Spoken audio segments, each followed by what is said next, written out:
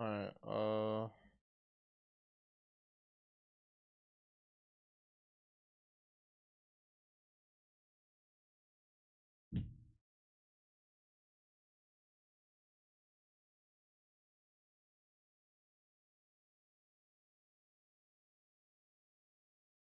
it's working.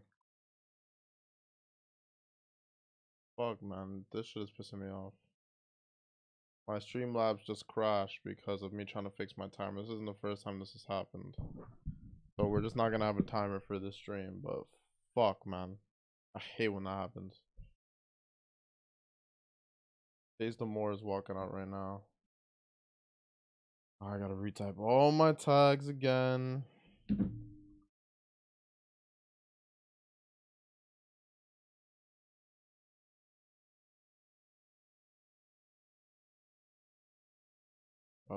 Sorry boys, I'm just have to redo my tags because Streamlabs is shit.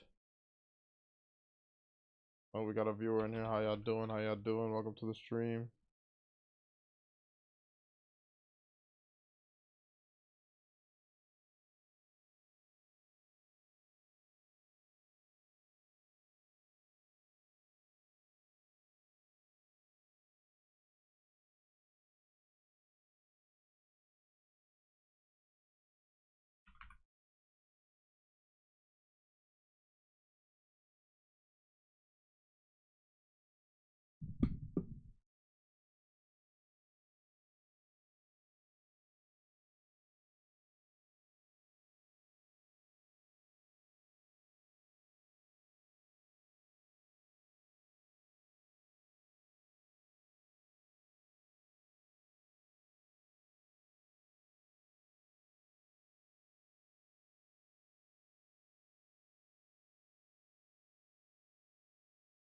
Alright, here we go, boys.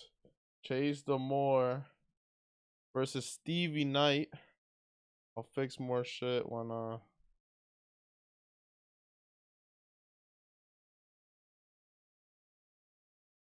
let's see.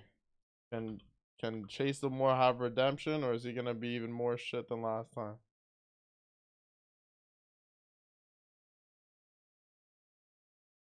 Chase the Moore now. Oh, okay. He's coming out still a little wild, chin up in the air. Oh. Okay, Chase still has those tendencies, but Chase is fighting. They're here to fight. Chase still has those tendencies of keeping it. Oh! Chase the Moore drops Stevie Knight with a big right hand. Chin up in the air still, but Chase is landing. Chase is using his lead hand. Still, little rabbit punching, but Chase is here to fight. He still got his issues, but it's just, man, if this motherfucker could keep his chin down and throw straight, that size and that athletic build. The thing that Chase does wrong is when someone punches him, he goes like this instead of moving his head side to side. But Chase is winning this round. He drops Stevie Knight. They're evenly matched. That's a slip. That's a slip. Well, this is what happens when he's evenly matched, because Josh Bruckner might have been smaller than him, but way more experienced than him. Chase is twitching that right hand. He's looking for it. But Chase needs to throw straight and stay behind his jab. Chase is not throwing straight, but he's landing. The thing is, his chin is high, so if Stevie Knight covers up, goes on the inside, and starts throwing hooks, he'll land. Stevie Knight has respect for Chase. He's not as fast as Chase. Oh, nice right hand from Chase the Moore. Chase is having success, but man, with his chin that high, Stevie can land. But Stevie comes in looking down. He doesn't come in looking at his opponent. That's the problem. Stevie Knight can still win this because Chase is chin, but Chase is fighting a good fight. Even maybe not the best looking one, but he's landing.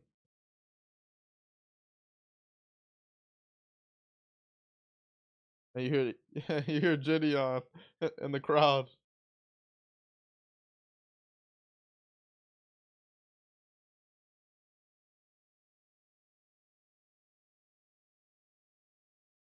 Stevie Knight looking for that right hand. He might land it, but he needs to look at Chase when he throws it, not look down.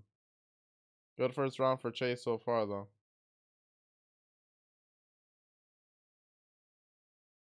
All right, now Chase is doing those rapid punches. Oh, oh, oh no! No,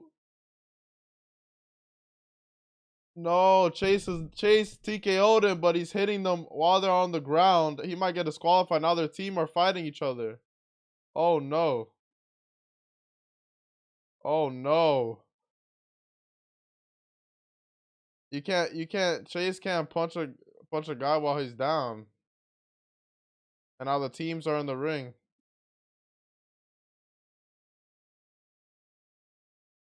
Chase can't do that. He can't hit somebody while he's down, but at the same time, the teams can't come in the ring and just start storming. This is boxing, not MMA.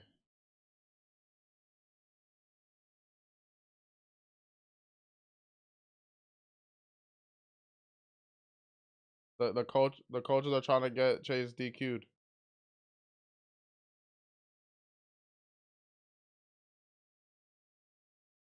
Stevie Knight's team is trying to make it a DQ because it is a DQ. It should be. Yeah, you can't hit a guy on the ground that many times. Yeah, the referee should have been faster. A lot of emotions running rampant right now.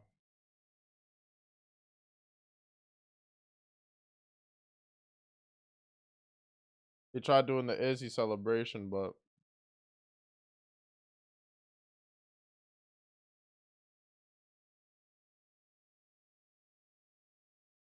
yep, it's a DQ.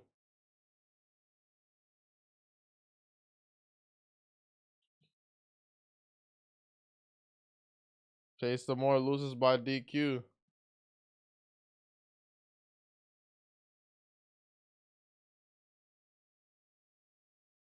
Right here. Chase hit him 4 times while he was on the ground. And then he does the Adesanya celebration. Chase getting the TKO win, but he messes up with how many times he hit him on the ground.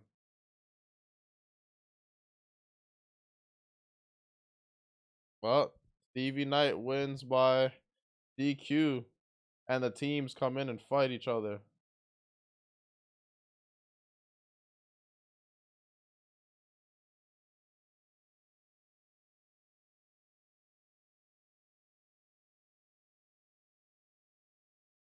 Now Chase is 0-2 as a pro. That's not the thing is you can't respect someone trying to hit somebody on the ground.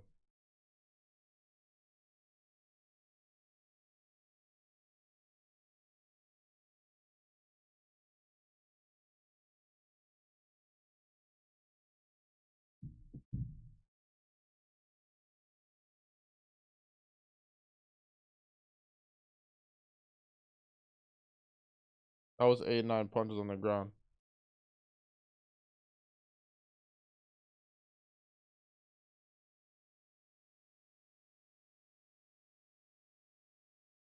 Yeah, the commission had to come in.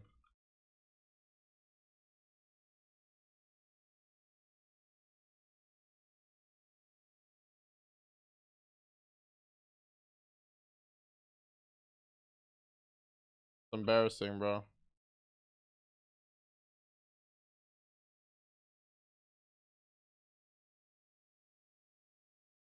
Yeah, you can't do that in boxing. It's disrespectful. I'd say they run it back, but yeah, the Misfits and the Zone have to say something to Chase. 9 punches to a knocked out opponent on the ground.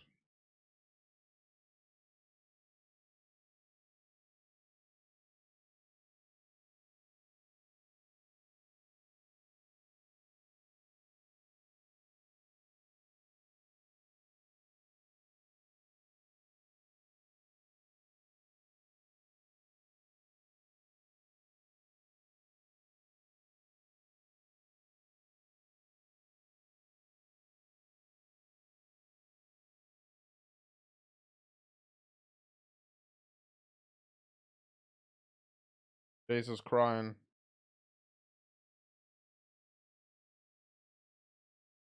Bro had the best performance that he could have had, redemption, and then loses to himself, DQing. I wonder what's gonna happen to his professional boxing license if he tries to apply in another state. It's not MMA. Thank God he didn't hit him that many times to the back of his head. And then the celebration after, not a good look.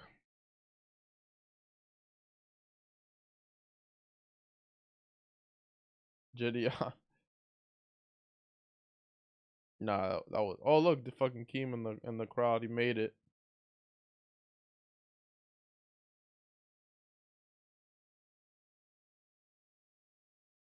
Oh, I think he's talking to.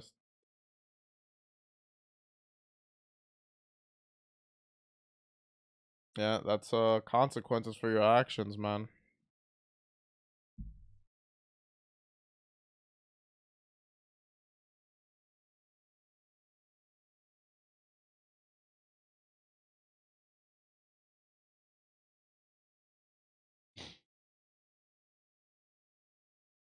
Chase Demore won himself a fight and threw it out the window. Literally.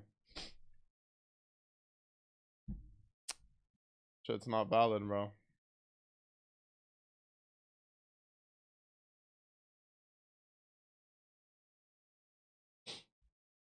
He's improved. He still has those issues, but you lost the fight to yourself, man.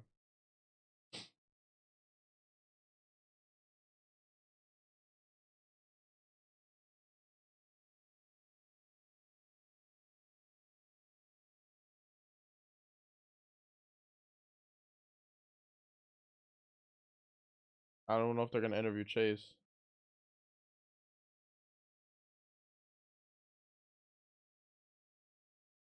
That's what lost him. That's what's going through your head.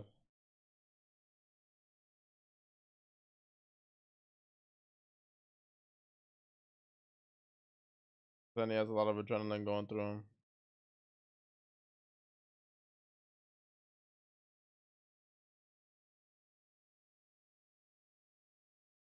Bad look for Chase, man.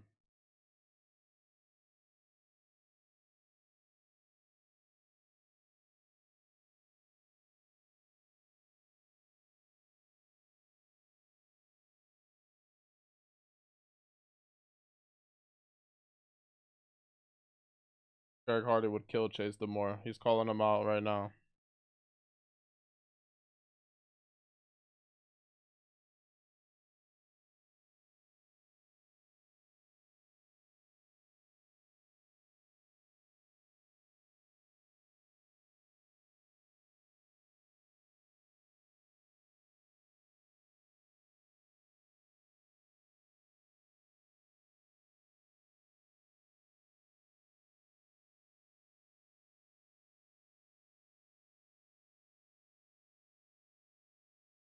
Yeah, they're keeping it 100 with him.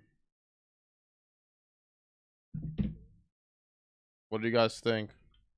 No one showed up. Well, you can't have huge events all the time. What you mean for Misfits? Uh, Slice versus OJ Rose.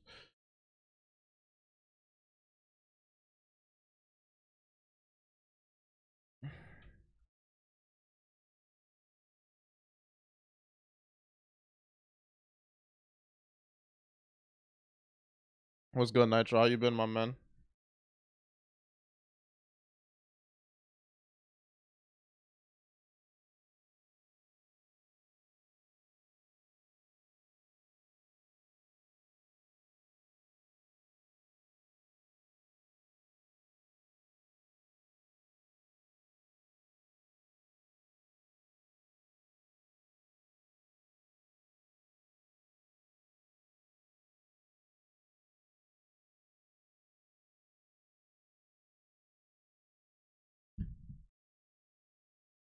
Chase is not doing a good look for himself. So it's a weird situation.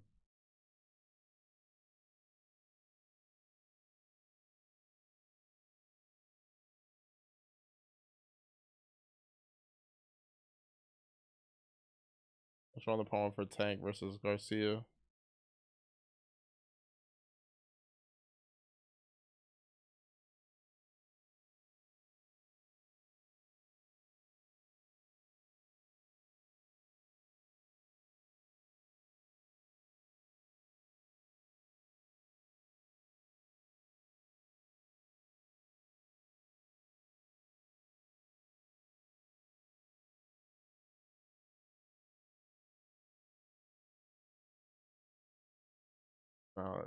That's just a bad situation for Misfits, man.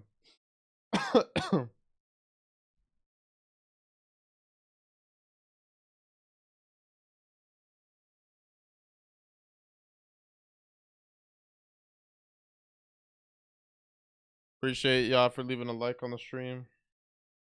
Hopefully the stream will fill up a little more as we go on.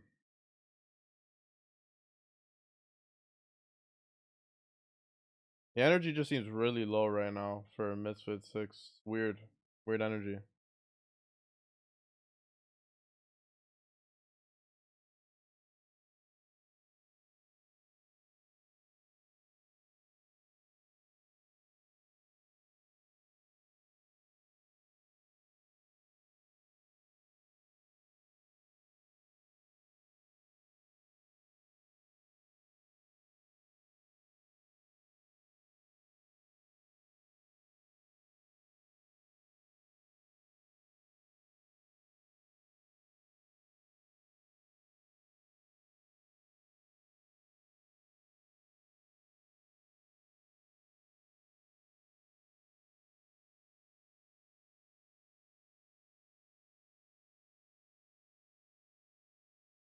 And Chase really thought he was freaking Izzy with that celebration, man. Alright, now it's starting to fill up. Chase has trash mentality. Yeah, bro. Chase, that shit was not a good look, man.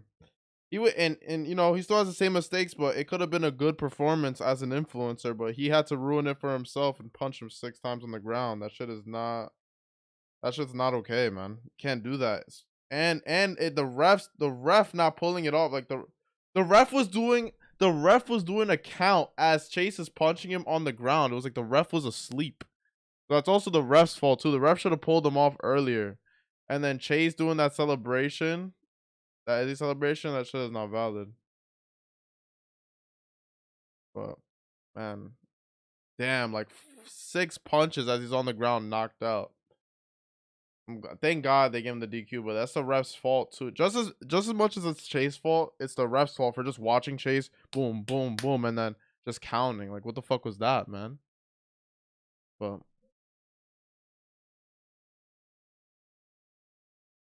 that was really very weird moment. Only Chase Demore would lose to himself.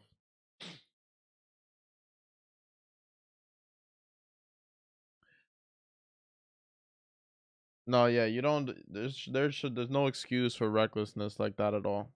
100%. No excuses. You've been training boxing. His coach should have told him too. Like they should have disciplined him for. They were high fiving him, all this shit. But and people at Jack Rabbit should have. They need to tell him in the back, bro. Like I get you're excited. You can't do that though. In boxing, and then it's worse because this actually goes on his pro record because all the American Dazn Misfits shows are pro. So now Chase Demore as a pro is 0-2.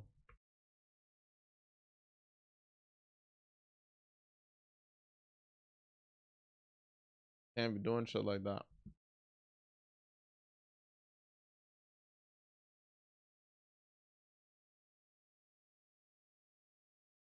I don't maybe don't ban him, but you gotta discipline him at Misfits. That shit's not okay. You can ban him, like they're rightfully so. They can ban him, but I don't think they will. But they definitely need to fine. They need to do something. They need to talk to him like, bro, that shit is unacceptable, especially on the zone. That's not a good look. And then the celebration after,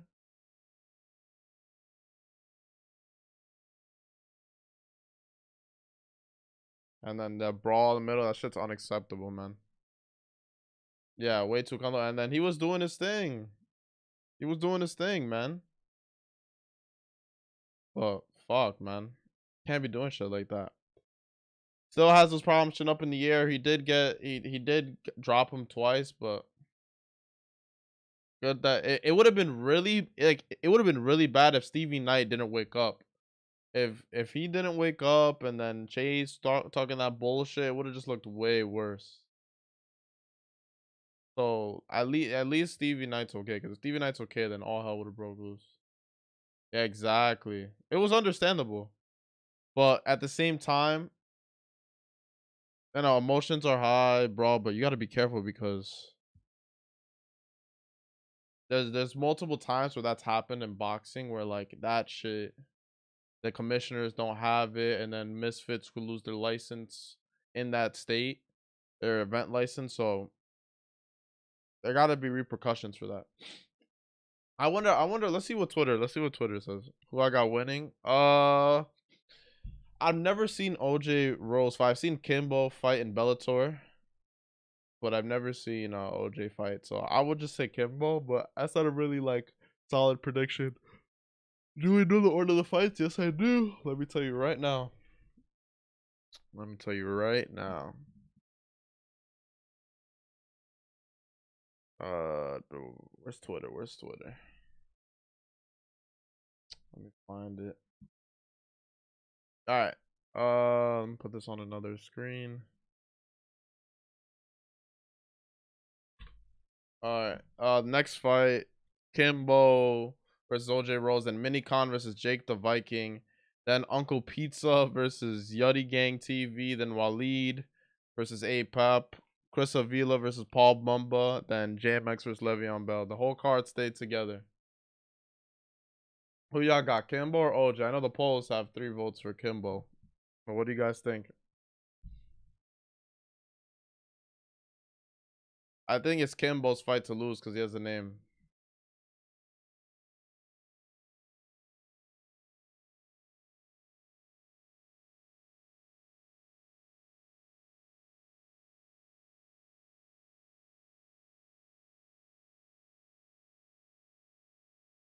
Chase the Moore is Lenny from Of Mice and Men. Bro, what did I just watch? So you're telling me I'm missing all this when I'm backstage doing interviews? Blind me. On this day 11 years ago. Da, da, da. Let's see. I'm happy for Roundhouse Radio, man.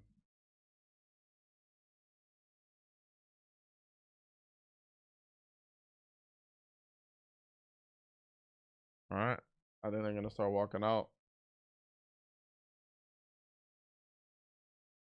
All right. Oh, so they had prelims now.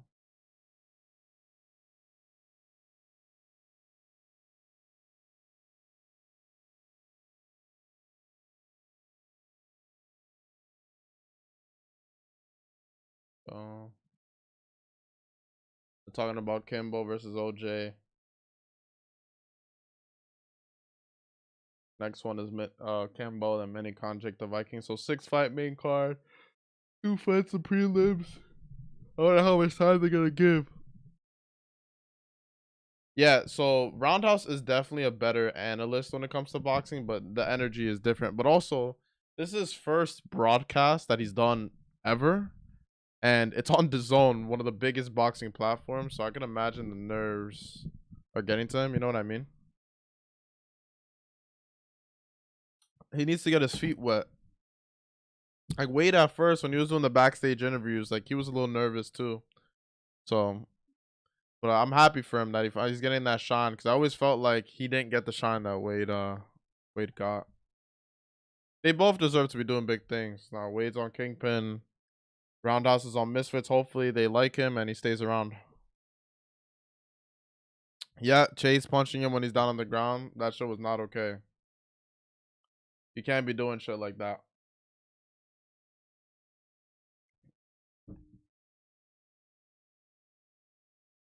Um, they're showing promos right now in between.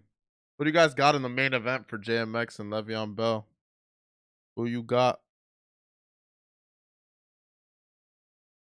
I think they're going to a different stream now. go. So instead of doing a countdown show, they did 2 fights for the prelims. That's very interesting that they did that. The one fight. Yeah, like the stream, people. Like the stream. Like, we're gonna get more people in here soon. Of course, I remember you, Y20. How you doing, my man? Am I streaming the Kingpin tournament tomorrow? So I wanted to, but the time that the Kingpin fights start is the time that I have to start working, and I'm working on a show tomorrow. Literally, the time the rehearsals start, and then the rehearsals end. That's when the Kingpin fights. I'm gonna be watching them. I'll probably be live tweeting, but I can't stream them, unfortunately. I'm considering streaming Tank and Garcia in Jersey tomorrow, but I will be streaming the rest of the Kingpin events. I just can't stream first one, unfortunately. I wish I could. Dazn just gave me an error that they're experiencing an issue. This, of course, I remember you, Robert De Niro. How you doing, my man? What are my predictions for Tank and Garcia? I think it's Tank's fight to lose. I think Tank, if he loses, it's with all the hype behind him, all the pushing behind him, all the rehydration clauses, all this, all that. It's Tank's fight to lose. I don't think the pressure's gonna get to him, and I think styles make fights, obviously, and they both have things that they can do to each other. And Ryan has the reach and the height, and the not is the size anymore because of rehydration clause, but Tank got the experience, the power, the the boxing ability. He has more tools than Ryan. But I think when it comes to Ryan, if Ryan goes in there and fights a smart fight, that it's his fight to win. If Ryan goes in there trying to push the pace forward, gets too comfortable, forgets his defense, and then I think that's a long night for Ryan. But if Ryan goes in there, fights smart, fights behind the jab, every time Tanks comes in, check hook, makes the fight a boxing fight. Don't make the fight a brawl. Don't try to get that highlight reel all the time. Just do your fight your fight, and then earn the knockout. I think Ryan wins that fight. But Ryan's doesn't have the we can't really say Ryan has the greatest chin in the world. Tank has never fought somebody that's hit as hard as Ryan Garcia, so we don't know if Tank's chin is even there. He's been hit by Gamboa and these guys, but they don't hit like Ryan Garcia, bro. Let's just be honest. They don't hit like Garcia. By the way, if you're new here, we're waiting for the DAZN live stream to start. They haven't started yet. We're talking about Tank versus Garcia, so leave your thoughts below while we're discussing it. I think stylistically Ryan can win that fight. It's just about, does he put his ego aside and tries to outbox Tank and then earn that KO? Or does Ryan go in there, get overzealous and get comfortable like Rolly and get caught? But it's also, what does Tank look like? Because if Tank lets Ryan win the first few rounds like he does with his other fights, it's a game of catch up, and you do not want to play a game of catch up with Ryan Garcia when he's that dangerous. Like, if you're down 9 rounds and you have to knock out Ryan to win the fight, do you really want to be down with Ryan Garcia when you come in? He's dangerous. Like, that is not what you want. So Tank has to come strong and bank rounds in the beginning. He can't just lose 3 rounds automatically like he does in all the rest of his fights. He needs to make this a competitive fight through and through. Because if you start letting the inches go, that's a problem. Can't do that. So my brain tells me Tank, but my heart says Ryan. And let me tell you something. I'm a betting man. I gamble a lot. And the odds right now for Ryan Garcia at plus 215. I'm putting my bread on Ryan Garcia, boys. I can eat those words. It's a 50-50 fight. But if I had to put my money, I'm putting on Ryan Garcia. And I don't know, man. I just have this feeling in the air that Ryan is going to get this done. Some Muhammad Ali, Sonny Liston shit. We'll see, though. What do you guys think? I can't wait when Ryan wins. I know if Ryan wins, man, Twitter's going to explode. I think Bell wins main event in the second round with the stoppage. Yeah, I think that Bell wins. I think the moment might get to JMX. He's never fought a high level athlete like Leveon, but also Leveon does have a repetitive style where he does that same jab to the body, and then doesn't follow it up. He needs to if Leveon is comfortable to throw that right hand, I think he wins. But if he's not comfortable throwing that right hand and just tries to jab JMX to the body, JMX could land. So it's just about who's comfortable in there, I think, wins this fight. Because they're both inexperienced. Link, I can't show the fights, man. I don't want my YouTube channel taken down. You know, I love live streaming and talking to you guys, so I don't have the link. I paid for Dazn to watch it, and I'm just gonna commentate and go through it. Ryan has speed, Tank has power. Tank, they're both fast. Ryan is obviously faster, and the thing is, Ryan's speed, speed and timing kills power any day of the week. If Ryan goes in there on point with his speed and timing, he can catch Tank. Tank is not unhittable, but he just can't get overzealous or overconfident. He needs to stay with that healthy fear for 12 rounds at all times, and then he will be successful. If he goes in there overzealous, overconfident, he will get caught. Because you saw what Rolly was doing to Tank. He banked 6 rounds. But he just doesn't have the experience, the amateur experience Ryan has. He doesn't have the speed. He does have the power, but he just didn't have that experience to last with a guy like Tank. And Tank can't fight that same fight. Tank needs to fight a different fight. And I think him and his team know that. Because if Tank loses this fight, man, well, fuck. That's tough. That is tough. But what do y'all think? Oh, Kimbo Slice, OJ Rose, Tank Garcia. Let me know your predictions.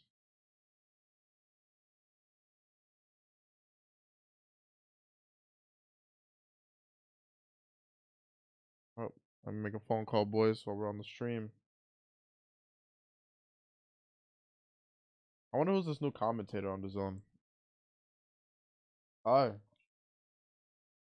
I'm streaming. You were sleeping. Yeah, but you didn't answer my text. But I took. Yeah, but you texted me and then you didn't answer, so I thought you went back to sleep. Okay, and I thought you went back to sleep.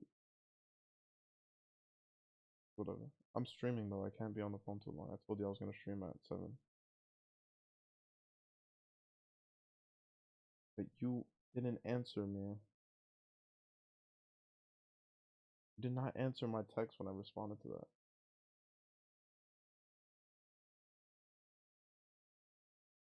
Babe, do you wanna hop on a Discord call or what? Okay, so can I call you after? Alright, I love you. Bye. Girlfriends, guys, girlfriends. They always want a PC, but it's all good. They're hyping up the main card now. They got this girl doing backstage interviews. I think it's a girl from the UK. Oh, alright. I don't even know the names of these guys, but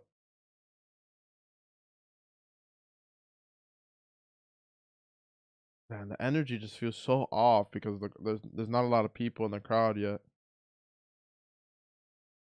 I really hope the energy goes up, but man, making events in America is not the same as the UK.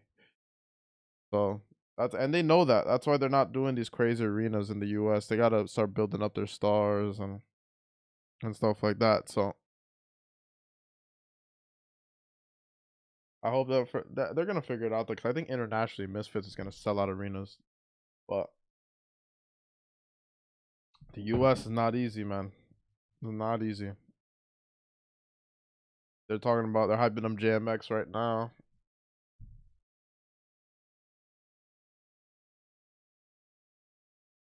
Let's see what Twitter's saying. Boys. Don't suspend him, just line us up. Hasim is calling out Chase.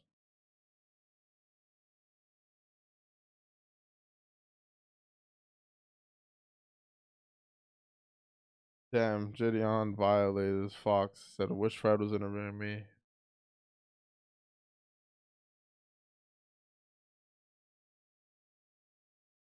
People saying chasing the wrong sport.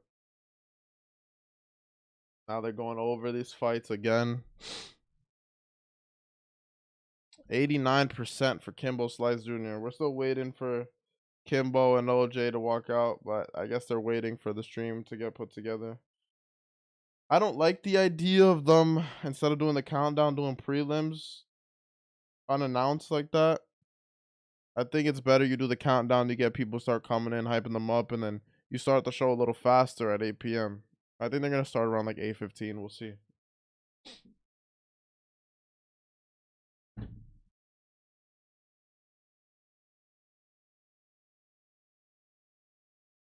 Guess I better not lose the draft to talking all that shit about Jake Paul not being able to defeat a real boxer. Yeah, JJ puts the pressure on himself that he has to talk the talk and walk the walk.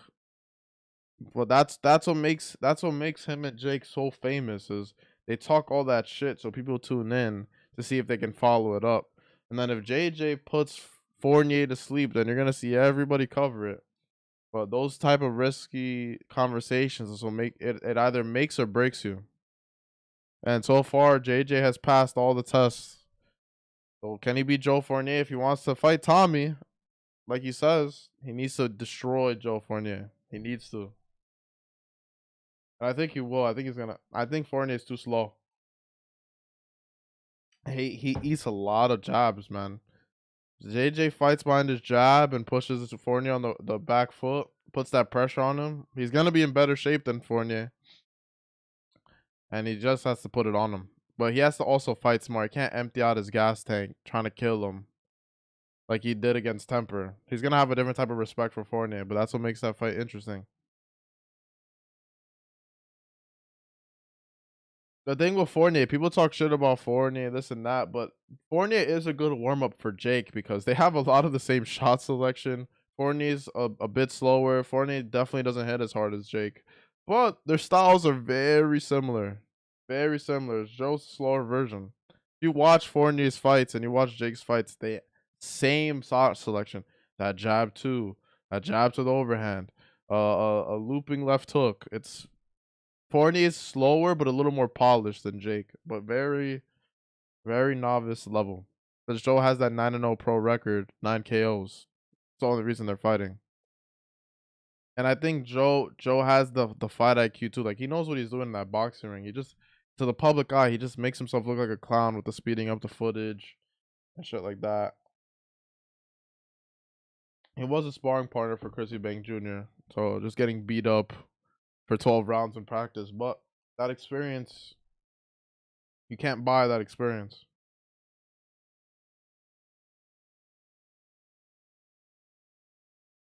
They're interviewing OJ Rose backstage, saying they're both gonna be red at the end of the day. I'm excited for this fight. I hope it's a good fight.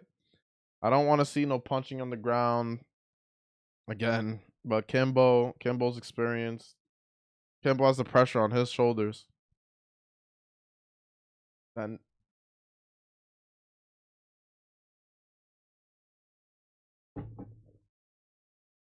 OJ Rose with that confidence. I like it. OJ Rose says, don't blink.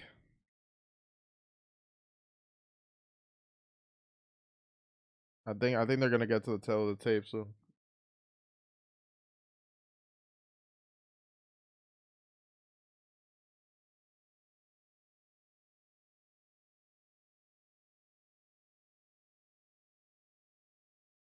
What do you guys think?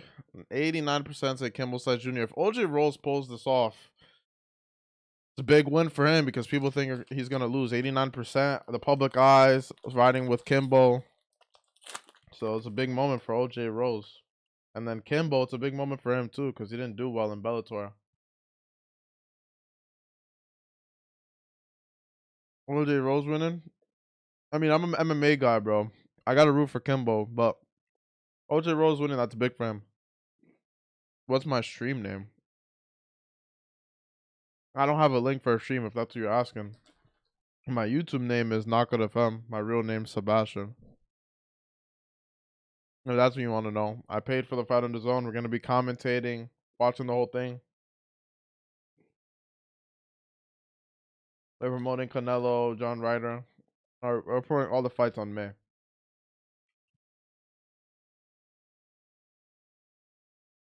That's surfing.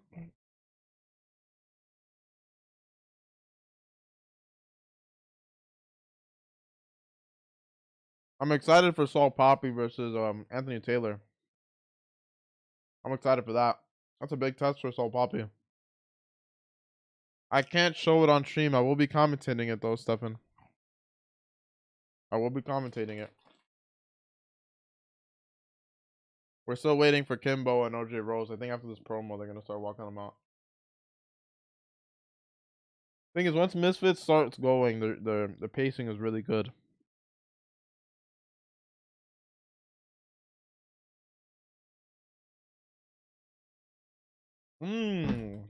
Who do I think will win the Kingpin tournament?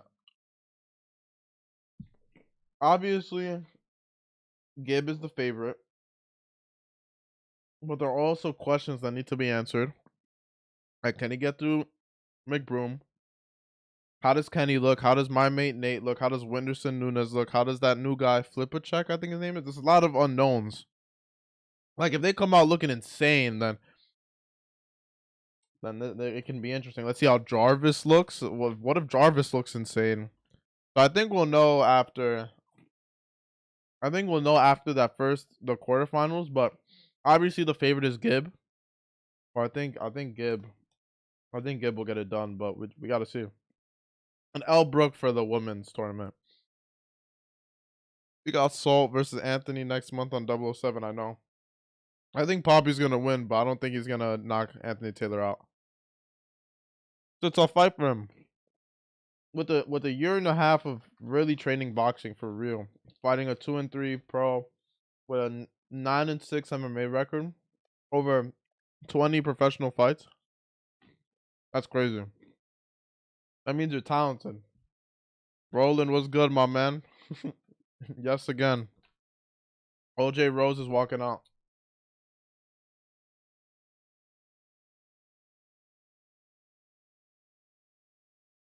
Just want to let you know I couldn't get my timer to work, unfortunately.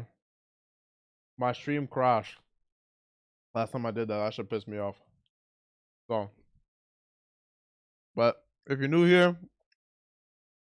make sure to leave a like, comment, and subscribe. We stream every Misfits and crossover boxing event, a lot of UFC events. We watch, discuss, react together. And I haven't made a video in a while, but that's because I'm in school. But we do also make videos on this channel, so like and subscribe. How much do I weigh? I walk around right now. I'm 153. But I want to fight at 135. 140. 135, 140. But I'm not fight ready yet. My coach is not with that yet, but we will be soon. And when I do, I'll be making a video on it. How much do you weigh, my friend?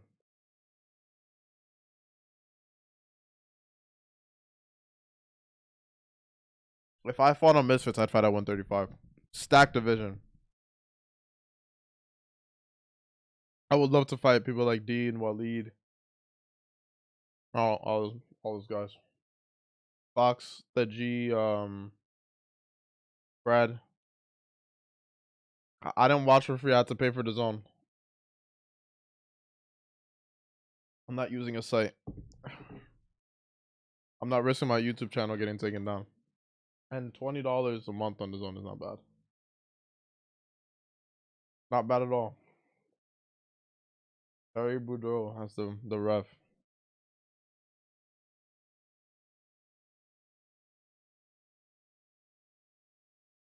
Here we go. They're introducing them right now, boys. If you're new here, we're getting ready to start OJ Rose versus Kimbo Slice Jr. Oh my god, 64 votes, 91% say Kimbo Slice Jr. Alright, let's see. He's the heavy favorite. What do I think of the Kingpin tournament? I think it's a great idea. I hope they're drug testing. And I don't think they're gonna make a profit. So I hope they do. And I hope the best for that company, and I hope the best for them. But I don't think they're gonna make it to that last show. I don't think they're gonna make a return on their investment. Unless they already got enough investments to pay the fighters for all 3 shows. But we'll see. Fight Evil Heroes your first fight. I would smoke him right now. But respect to Evil Hero, he got in there with Adam Sala and Dean the Great. But yeah, I'll fuck him up. I'll respect him. But I think the Kingpin tournament's a good thing. I hope everything goes well. I hope all the fighters get paid. I hope they sell out arenas. And I hope the production's great. But I don't think they're gonna last long with the bags they're giving out, the money they're spending. I don't think they're gonna fill out Wembley Arena, which is 14,000. They're definitely not gonna sell out the O2. I think they might sell out in Dublin though, but we'll see. All right, round 1: OJ Rose, Kimbo Slice Jr. They're both looking pretty good. OJ Rose pushing the pace. OJ throwing the jab and the jab to the body. A lot of feints. Nice jab from Kimbo, a little slick. Oh, Kimbo with a nice right hand left hook. Slips the hooks. Oh, nice body shot from Kimbo Slice. Baby Slice Jr. Switching to southpaw. Good fight so far. Good scrap. They're both a little bit on the slower side. Oh, nice uppercut from Kimbo Slice Jr. Kimbo has that kind of walky MMA boxing style. Very comfortable switching stances. He almost got caught overshooting a hook. He's not turning those hooks. He's really pawing them, but he's landing. Nice uppercut from Kimbo Slice Jr. That uppercut is landing, but OJ Rose has him backed up in the corner, has a high guard. They're both scrapping right now, looking like fight of the night. Kimbo needs to stick behind his jab and counter with when OJ Rose throws that loop in overhand, you can answer that with an uppercut or left hook. And Kimbo is walking towards OJ's power right hand, where Kimbo is very comfortable switching stances. He should put his right foot on the outside of OJ's from that southpaw stance. Kimbo is winning this round, but it's very close still. We're halfway through. Let's see whose gas tank is better. OJ is finding a good fight, staying composed though. Kimbo Slice has more experience than him. I was a weird looping hook. But OJ's still in this fight. Whoever has the big moment can steal this round easily. But OJ is doing the right thing, pushing the pace. He just has to move his head a little more to not eat as many jabs.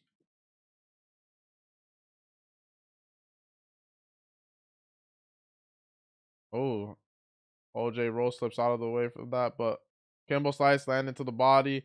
He's slapping with his hooks though. If he turned them in, it'd be way more effective. But OJ Rose just a little bit of a step behind this first round, but still close.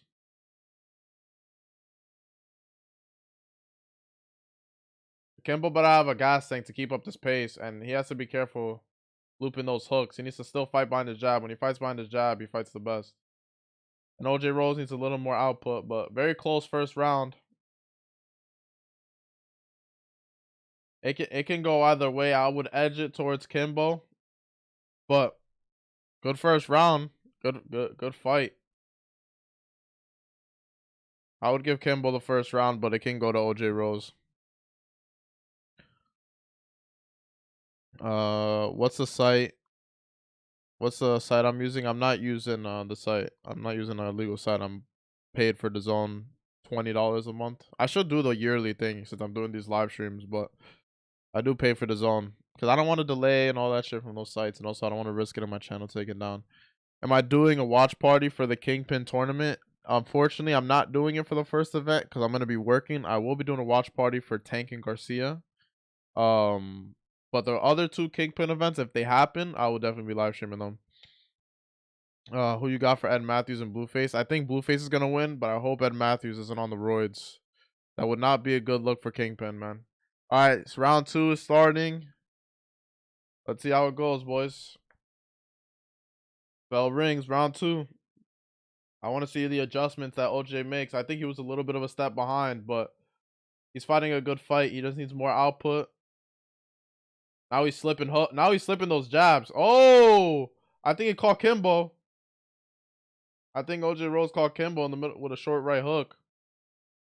But if there's something about the Slice family, they're tough. OJ Rose starting great with the second round. He's scrapping. He's pushing the pace. Now he's countering. He's slipping and countering now. Good for OJ Rose. You can tell he trained hard for this. He's in shape. Oh! Kimbo catches him with a straight left hand as OJ Rose is coming in. Kimbo's having more success in that southpaw stance, shooting that straight left hand. He brings his chin up in the air when he does it. Oh, big right hand from OJ Rose. Yeah, OJ Rose is finding a great second round, slipping punches, not just holding his hands high. He's moving his head, countering, pushing the pace. Great fight. Don't sleep on Kimbo, though. Nice job from OJ Rose. Great matchmaking. Oh, the uppercut from OJ Rose. He's throwing combinations. They're not landing flush. And he's not defending well on the inside, but Kimbo's not taking advantage of it.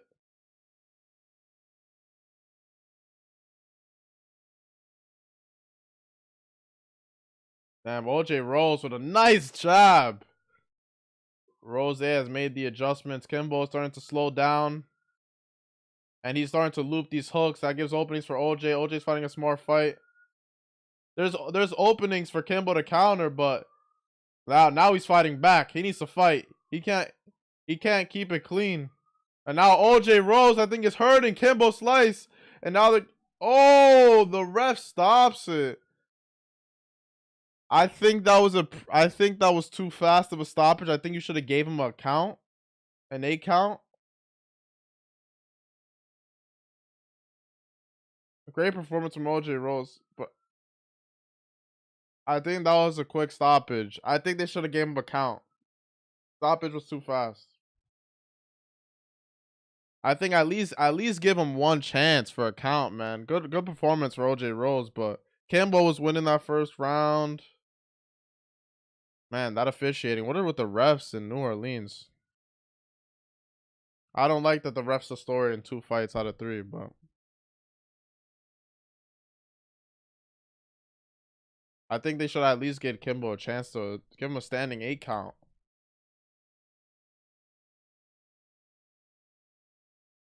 Man, I don't like that. I don't like that at all. But good, congrats to OJ Rose making the adjustments. Who you got? Ryan Garcia versus Tank. I talked about it earlier. I'm betting on Ryan Garcia, but I think it could go either way. I just think the value on Ryan Garcia is way better than betting on Tank. And I think it's just Ryan's moment.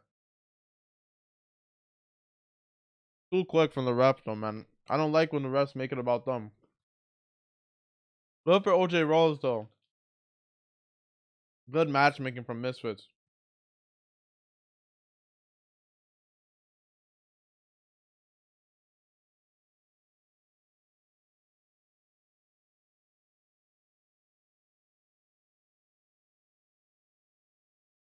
Terrible stoppage, man.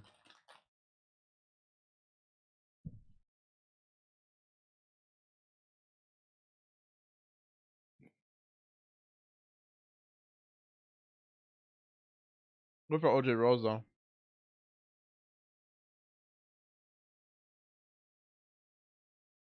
Chase could have won that fight, but he thought it was MMA.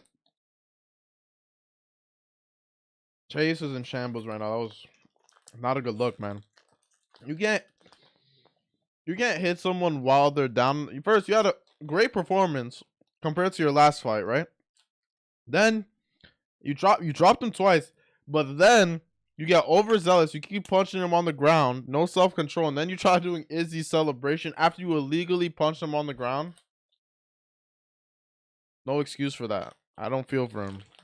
Because if Stevie Knight actually got injured from that and got a really bad, really bad concussion from that, shame on Chase. There's rules to boxing for a reason. This ain't MMA.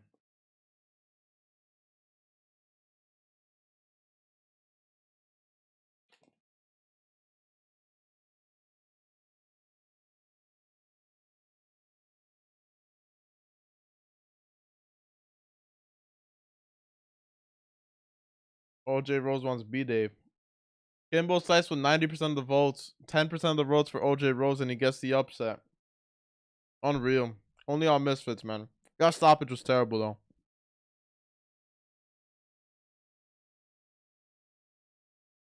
Minicon versus Jake the Viking.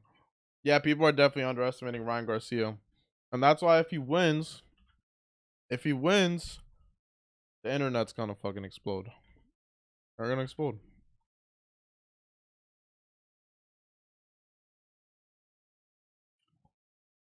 It's a 50-50 fight. People thinking that Tank is gonna walk through him, they're gonna be in for a surprise. But if Tank does walk through him, they're never gonna let Ryan live it down.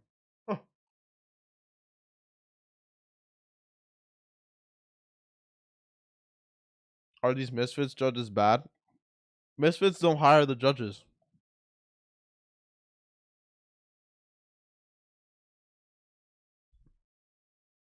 Misfits don't hire the judges, it's the commission. So when they're in the UK, it's the PBA because the UK has one overall commission. They cover all of the United Kingdom, the PBA and the BBOFC. But the US, every state has their own commission, and a lot of states are known for the really bad judges. Like Texas, terrible judges, terrible. Salt Lake City, Utah, terrible judges. The refs in New Orleans, man, holy fuck, they're bad. But that's just the game. Misfits is not in charge of that. It's the commission. They give the money to the commission, and the commission does the work.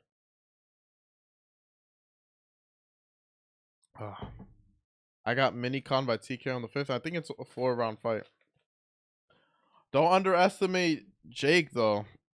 Jake is a high level college athlete. So I want to see how he looks. He's ginormous too. And Minicon, he's not the best boxer. Not the best boxer, if I'm being honest. I like the guy. He has a weird haircut, but boxing is a lot to be desired. So I don't know, man. Don't sleep on Jake the Viking. I hope he looks better. I would like to see Minicon versus Chase the more. I think that's a fun build up.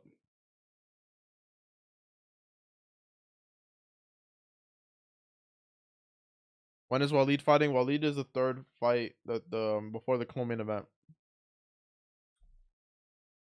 They're promoting Jake Paul versus Nate Diaz right now.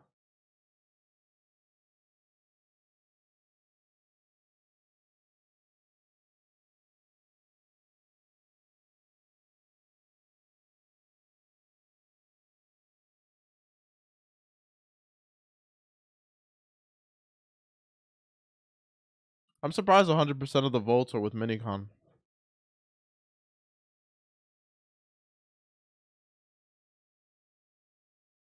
Pretty sure his only win came from the last Misfits event. I think people are sleeping on Jake the Viking. What do you mean, what at?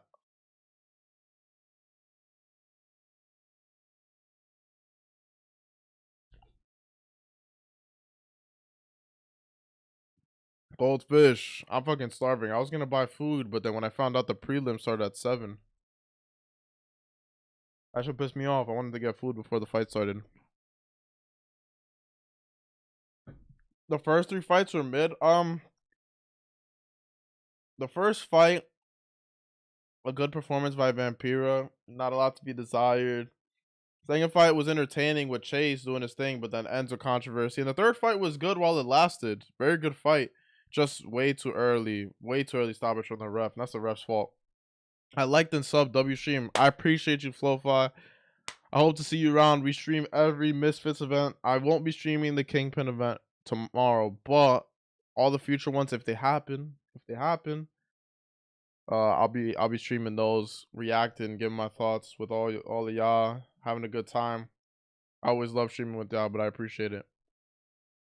Let's see how many subs we're at. 209 subs. Jesus. Thank you guys. I really appreciate it. Great feeling.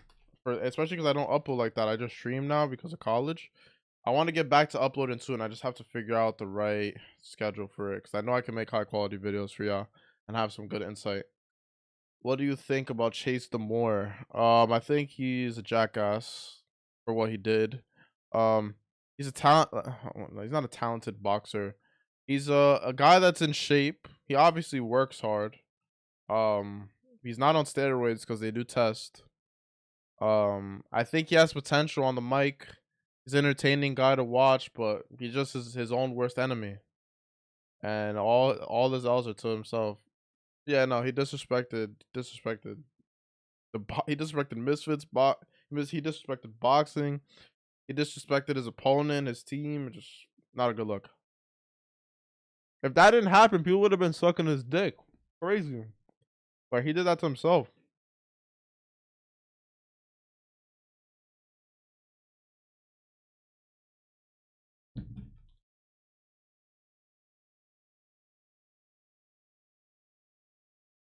Thank you, Diaz. I really appreciate it.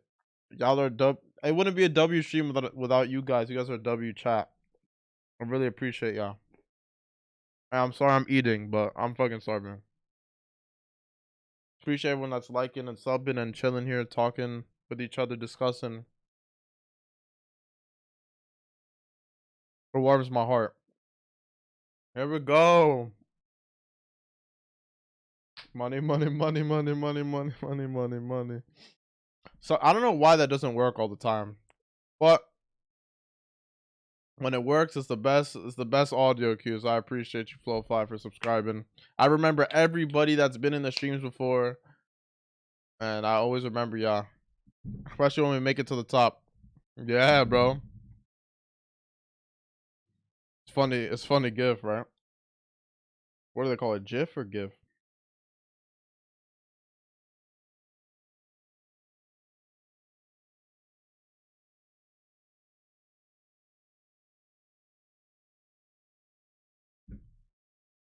$220 for Minicon, 257 for Jake the Viking, 81-inch reach, 6'4" versus 6'5", both 30 years old.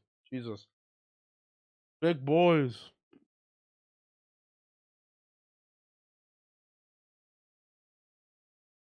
One second, Vasquez.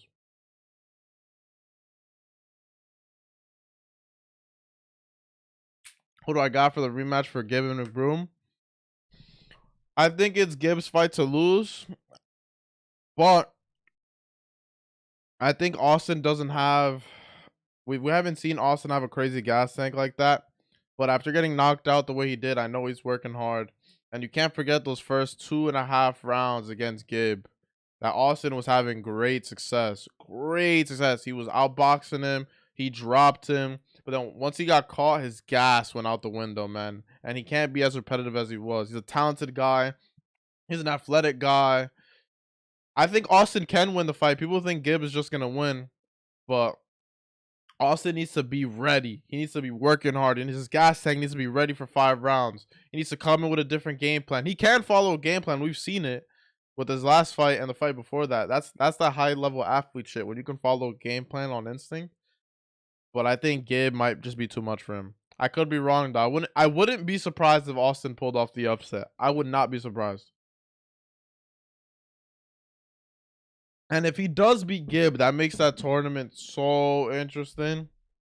Really interesting. And Gibbs fans will not let him live that down. Austin, people will not let him live that down. He has a target on his back, and if he loses to McBroom, people are gonna be on his ass. Remember what happened with the Jake fight? Everyone was supporting him up until, and then he got embarrassed, and then people were shitting on Gibb for what, almost 2 years, like a year and a half until he fought Taylor. So I don't. Y'all forgot. The people were saying Taylor Holder was gonna kill Gibb, and we all saw what happened.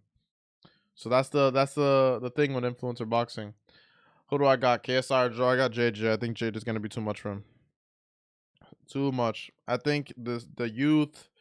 He Fournier. He lasted with David Hay, but David Hay wasn't in there trying to kill him. I think JJ is gonna be too much for him, but it's gonna be a tough fight. I think it's gonna be a good fight. I don't think JJ is gonna wash him. I think it's gonna last. I think it's gonna go like it might go the distance. We'll see. And I want to see it go to that 5th and 6th round. I really do. If JJ washes him in a round, that's crazy. Austin looks in good shape compared to the last win. Yeah, he does look in good shape. He has been working on that physique, but has he been working on that gas tank?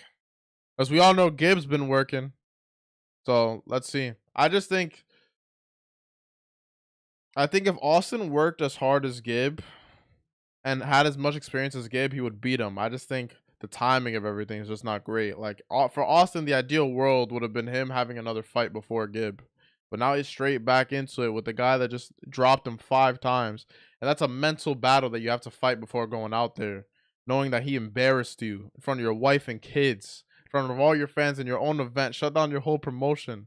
You got to get out there and you got to prove yourself that you're not, that you got, like, it all depends on the first shot Austin needs, because that first shot that Gibb lands clean, it's a reminder to Austin, like, I can take his shots.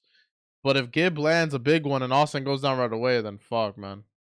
Who do I think is pound for pound the best boxer in the world? I think Canelo is still pound for pound number one. Or no, Usyk is pound for pound number one.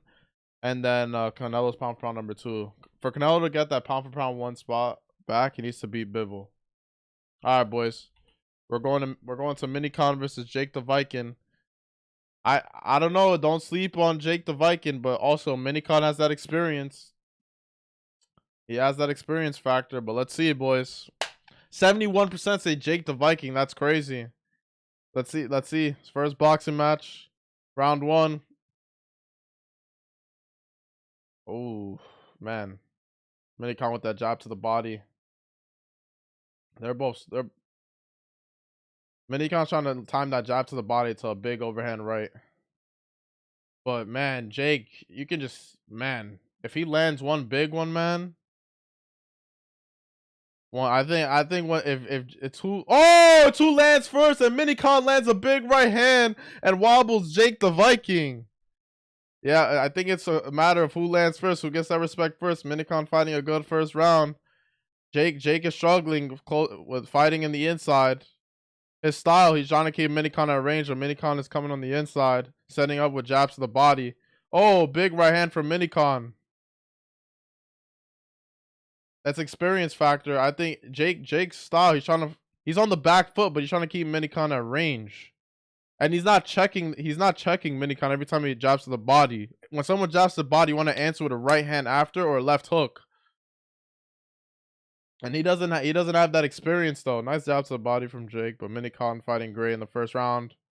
Let's see if Minicon got that gas tank too, because he gassed out last time. And Jake the Viking, every time he goes in the offense, he drops both his hands. So I think it's gonna come down to who lands the big one. But Minicon is winning this first round. He's already slowing down a little bit. But man, Jake, every time Minicon comes in, there's an opening for Jake. He doesn't have the experience for it yet.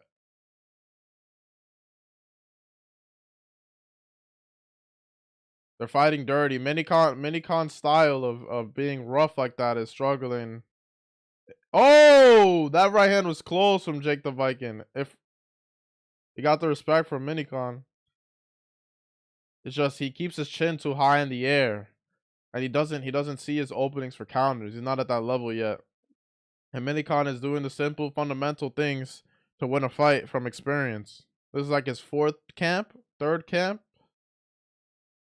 A nice right hand from Jake the Viking again, but Minicon is ahead on these cards. And I think Jake wants to fight a pretty fight. But Minicon is here to scrap.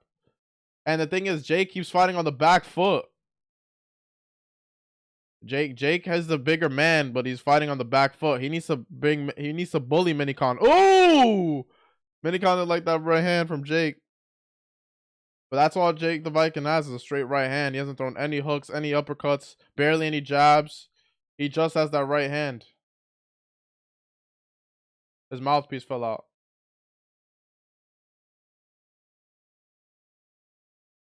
All right, the bell hasn't rung yet. Nice body from Minicon. I would give that first round to Minicon. Hold up, bro. I was watching the fight. I can't tell you when Walid fights yet, man. I'll let you know right now. Walid is fighting. What happened to my headphones? Walid is the third fight on the main card. He's under the co-main event. He's right before Paul Bamba and Chris Avila. So we have one more fight after this, and then Walid's fight. But right now, Minicon got the first round. I would think against Jake the Viking. Let's see if that gas tank holds up. And Jake needs to change his offense, and he can't fight on the back foot. You're the bigger man. You can't be stuck on the back foot. There's openings here, but he's not seeing them. That's all inexperience. Is there a link? Well, I don't have a link. I paid for it on Dazn, but there probably is a link out there, but I can't promote it here. All right, we're going into round 2. All right, Minicon's. Okay, now Jake's throwing jabs, but he needs to push Minicon back and throw to the body, man. You got power. You're a big boy. Okay, nice right hand from Jake the Viking. But you need to put more power. He needs to push Minicon back. He has power. He needs to mix it up to the body. He needs to. Oh, good right hand from Jake the Viking. Now he's doing it. I guess his coach told him every time Minicon throws that jab to the body, Jake answers with that right hand. That's what you need to do right after. You can't let him start and let him finish. You have to. If he starts, you have to finish every combination. And Jake is parrying too low now. That jab to the body. He's not countering. He's parrying. Nice jab from Minicon. And Jake needs to fight. He's not gonna be able to outbox Minicon. He doesn't have the pace for it or the combinations. He needs to fight him though. He needs to push him back. Fight dirty. Oh, that's a good right hand from Jake. Now he's fighting. Now they're just bullying each other. This is what Jake needs to do, but stop going on your back foot. Oh, good right hand from Minicon. They're scrapping now. Oh, nice left hook from Minicon.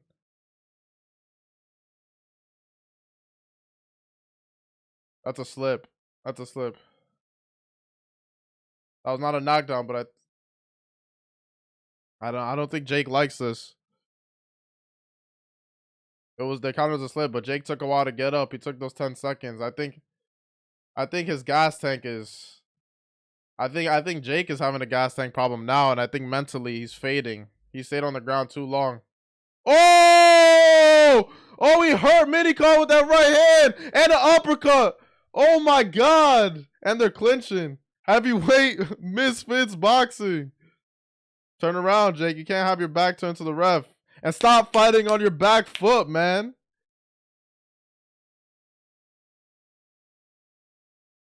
Entertaining fight. Big moments. Oh, that right hand is so close, but that's all he has. And the problem is, the reason Minicon's going to call bite is he's not dipping under or slipping. He's just backing up into it. Oh, nice right hand from Minicon again. They both don't have any head movement at all. I'm not even going to expect it anymore. And Jake just needs to keep fighting. Nice. That's what Jake needs to do. There you go. Now he's landing. And they're not running into each other. Good second round. Not a pretty fight, but they're scrapping. When it's pretty, it's Minicon's fight. Oh my god, that could have been really bad. I think they're both going to have gas problems after this, but Minicon is definitely the more bouncy on his feet right now. Good second round. I would still edge that to Minicon, but better round for Jake. He needs to. He can't let himself gas out because he's eating big shots and he's not defending himself well. So if he's gassed out and not defending himself, he's gonna go to sleep.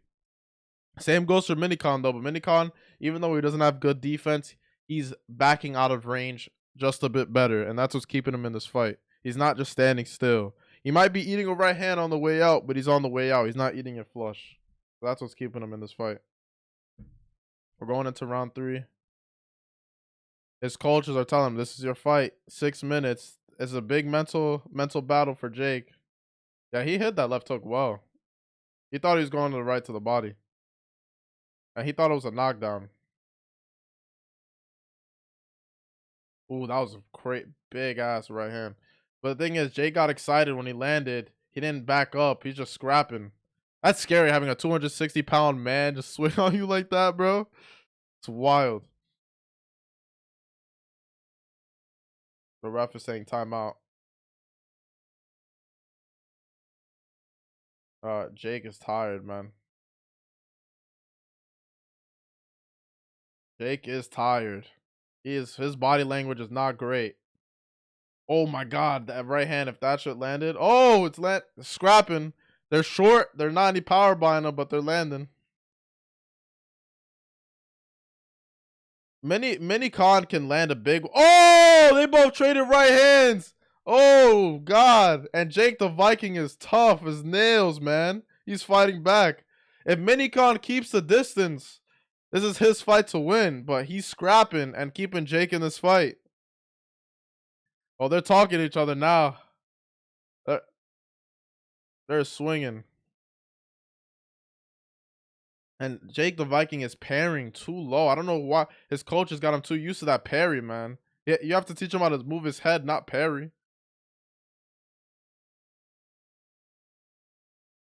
Oh, nice job from Jake. Follow that up with a right hand. Minicon's not backing up as much. The good thing that Minicon is doing is stepping in with his jab. He's not at the end of it. Like Jake is leaving Minicon at the end of his jab. Minicon is stepping into it.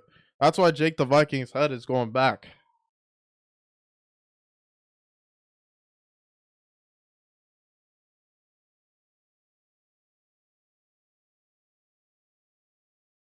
Oh, good right hand from Jake the Viking. You can't stand in front of Jake the Viking like that, Minicon. You got to keep doing what you're doing. And a short right hand in the clinch. The ref didn't call it.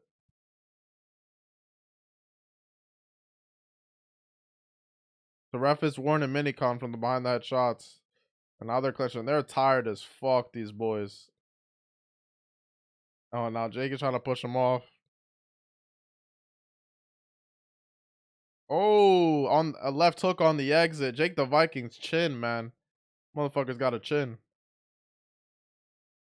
Yo, they are tired. These boys, these heavyweight boys are tired.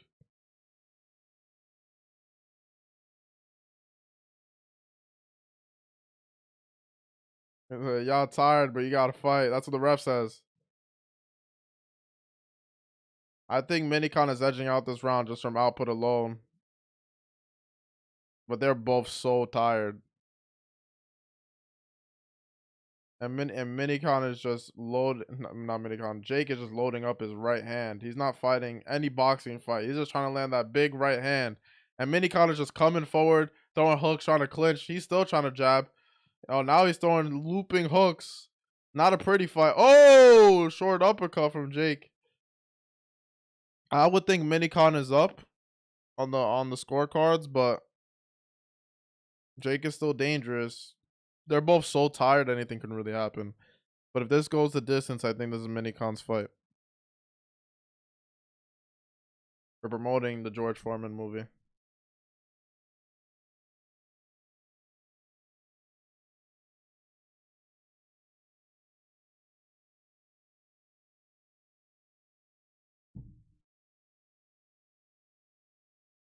They're saying they're proud of Jake. I think they think he's up. I don't know. I don't know if that confidence that he's up.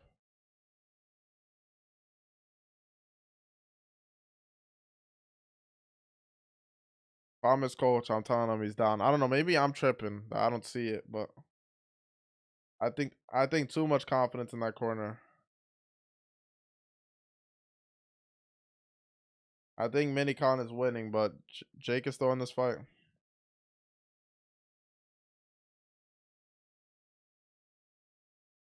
And now they're clinching. This is like an MMA fight right now. He said he's gonna start taking points away. Now box. Yeah, no, the ref gotta separate this clinching. I don't think he wants to get in between these two heavyweights. Yo, what's good, Kazi? What do I think is winning? I think Minicon's winning. Oh! Oh, if Jake sat into that right hook while Minicon was sloppy like that. Minicon is getting very sloppy. So is Jake. How much rounds left? We're on the last round. Fuck. I forgot to change it to round 4. I'm getting excited. We're on round 4. We're halfway through it. I think Minicon is up on the scorecards, but it's been an entertaining fight. I think Jake is a lot he needs to improve, but he has potential, and he has that fighter's heart. I'll tell you that. He might not have the mentality to push forward, but he's very he's always on his back foot. But I think a big moment can change this fight. Why is there no one in the crowd? Yeah, the crowd is not big. But getting events in America is not easy. Not easy. I think Misfits internationally is can do very well, but getting it sold and getting it doing well in the US is tough. Even big or promotions like Frank Warren can't get it done in the US. But you have to try. You're gonna have to have not sold out shows to. Damn, Jake really stepped into that right hand, but he's too tired to put power behind it. But yeah, to do good in America, you're gonna have to have some not sold out shows to get your feet wet, learning lesson because America's a lot different than the UK. This fourth round, they're so tired and they're both looking for the same shot.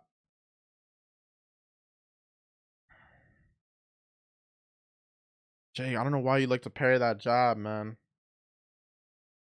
I don't know. I think Minicon is up, but commentary seems to believe it can go either way.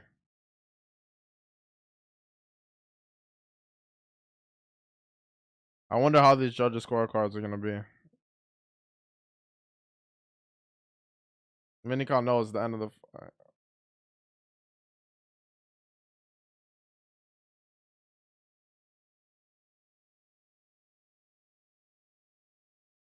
10 seconds left. Let's see what lets them fly. I think they're both so exhausted. Nice. Great fight, boys. They're both gassed after that second round. I think Minicon won that fight, but the commentary seems to think it can go either way, so let's see. I think Minicon has improved, but he needs to hit the treadmill, my man. He needs to hit that treadmill. I'll tell you that much. I think Minicon got it. What's next after this? It's Pizza and Young something TV. The guy that goes ooh, that guy. I'm excited for that fight because I've heard some things about that Pizza kid that he'd be sparring with Dean. I think Minicon got it. Do I got a link for the boys? Unfortunately, I can't be giving out a link. My YouTube channel could get taken down. And I'm not streaming on the link. I'm watching on Dazn. If I did have a link, I would feel bad and give it to y'all, but I don't, unfortunately. But you can find one. You can find one somewhere. I'm not saying do it because I don't want my channel taken down. Y'all can find one. But again, I'm leaning Minicon, but they think that it can be a draw or Jake the Viking as well. So let's see what the judges think. They keep promoting Jake Paul, Nate Diaz.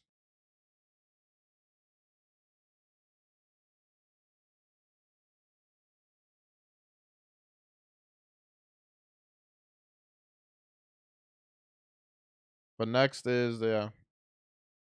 I want to see what that Pizza Kid got because apparently he's a sparring partner at Jack Rabbit. And also, what's his name? Young Yeti Gang TV. He looks good on the bag and the pads. So let's see if he could translate that to an actual fight.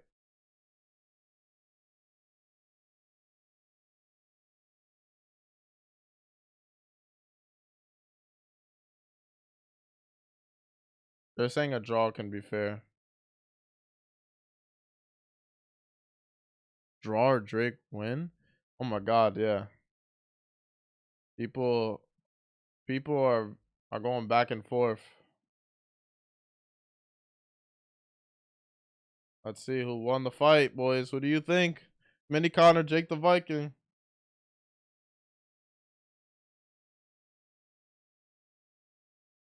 Oh, it's gonna be a split decision.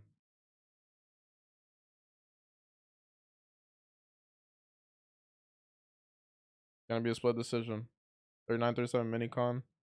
39-37 Jake the Viking. Oh, it's a draw.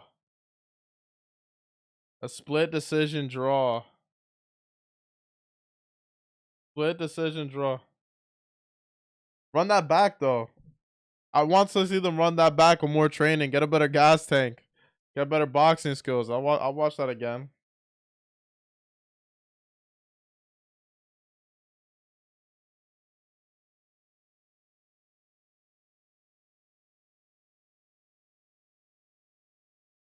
Take the Viking Minicon split draw.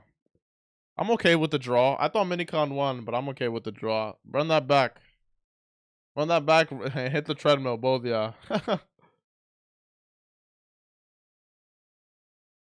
I thought Minicon got that, if I'm being honest.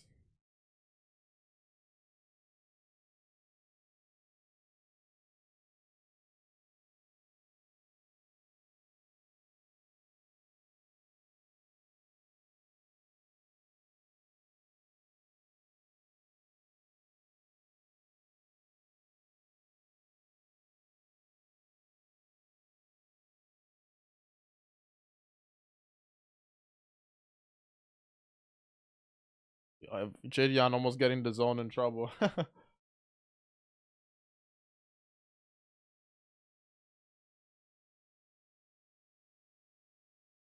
Minicon can still win. Yeah, Minicon's improved. I would like to see them run it back though. I'm not mad about the draw, but I thought Minicon won. They're doing the post fight interview right now.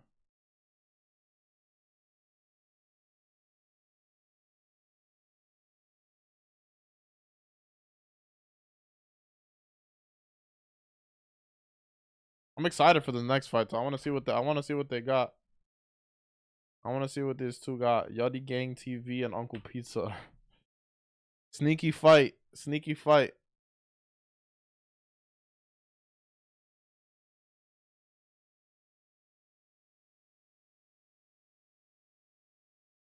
Roundhouse is doing his thing though. He's not the most entertaining guy, but he's asking good questions. I'm happy for him. And I think it's just nerves. Have you been hearing about the KSI and Gib beef? No, I have not. Are they beefing? I haven't been on Twitter a lot.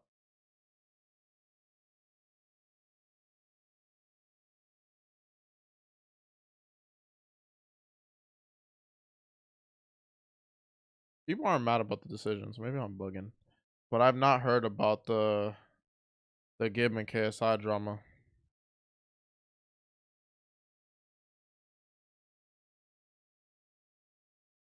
Let's see. Let's see. What can you enlighten me on this drama and this beef? Uncle Pizza as a favorite. Interesting. Even though I don't think he can be the favorite because he did take this on 2 weeks notice or some shit like that. And Yachty Gang's been training, but if Uncle Pizza gets this done, man, for the small YouTuber community, it's a big win. So let's see what happens.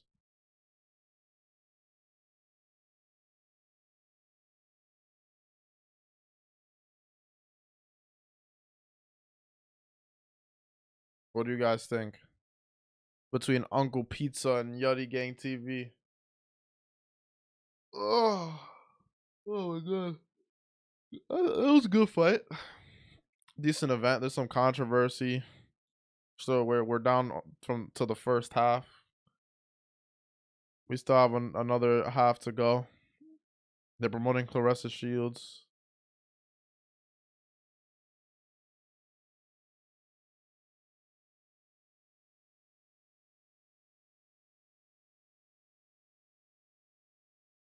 Undisputed middleweight titles. Shields versus Gabriel's too.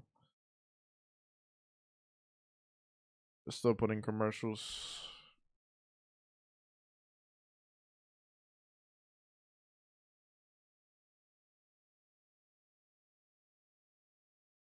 What a slobber knocker. Let's see what Twitter's saying. Chase is a menace.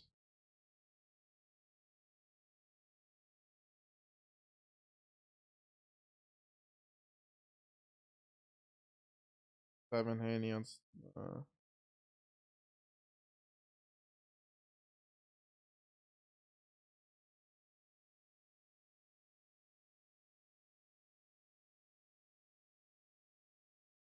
Let's see. Another Chase clip of him trying to beat Izzy's going viral on Twitter now.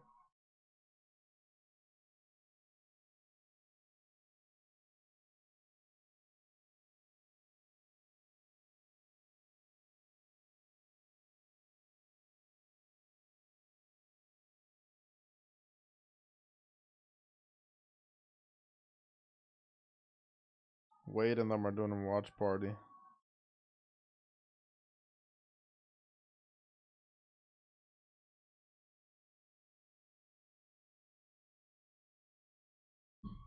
I'm actually very curious how that Kingpin first round is gonna sell. I know they haven't sold out Wembley and they dropped their ticket prices to like $14 for the cheapest ticket, less than the pay-per-view.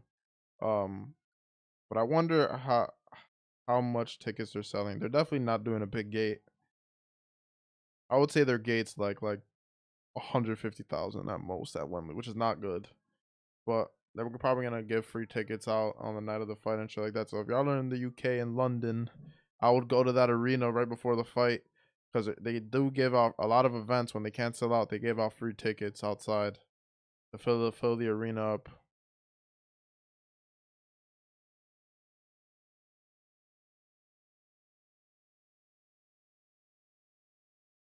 But I wonder what Misfits needs to do to start selling. I think what Misfits needs to start selling in America is they need a star that's from, because they have Salt Poppy, who's from the Philippines, in the UK. They have JJ.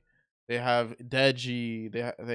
They're building stars, but they don't have that star yet in the US that can sell tickets. Like Walid, they're trying to build up. Dean, they're trying to build up, but they're not stars. They don't have that mainstream attention.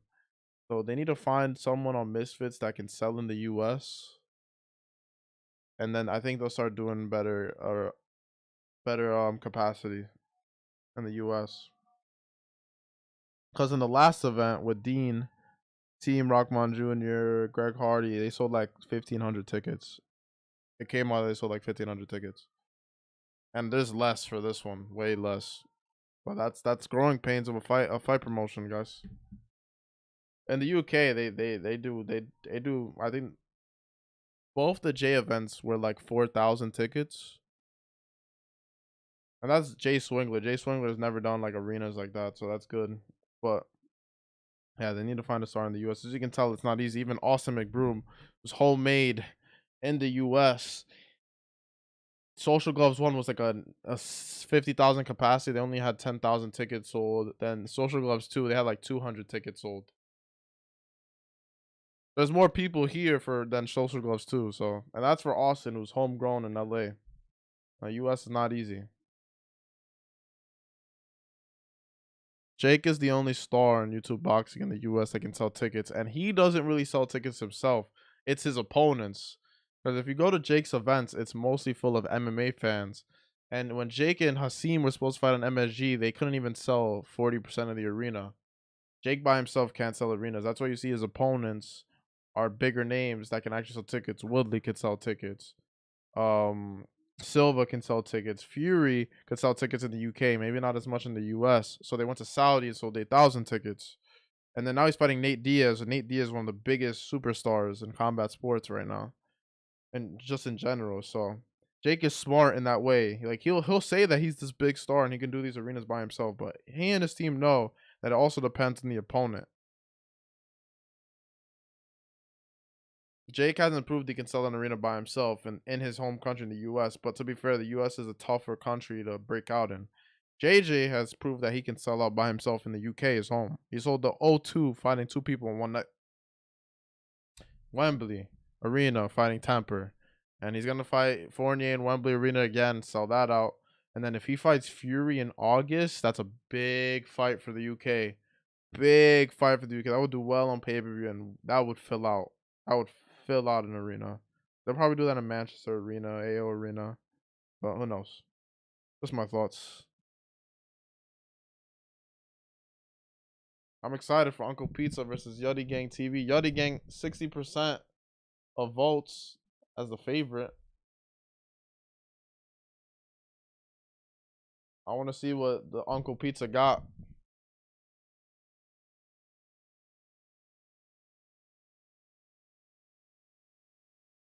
Now Roundhouse Radio coming out with the humor. Uncle Pizza and Walid sharing the locker room. Look at that. Uncle Pizza can shadow box. Also, Yeti Gang. He got hands too. They both got hands. Let's see who incorporates it in the fight.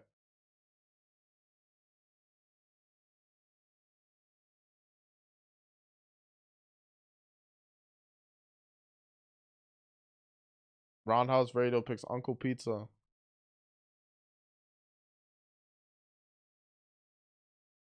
Now you can see Roundhouse and Ade are their chemistry is building. More jokes flying.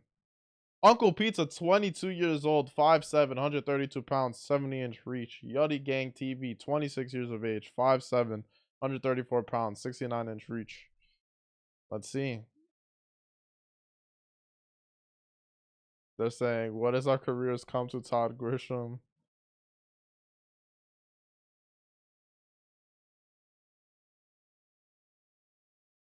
They got ladies dressed in pizza outfits, apparently.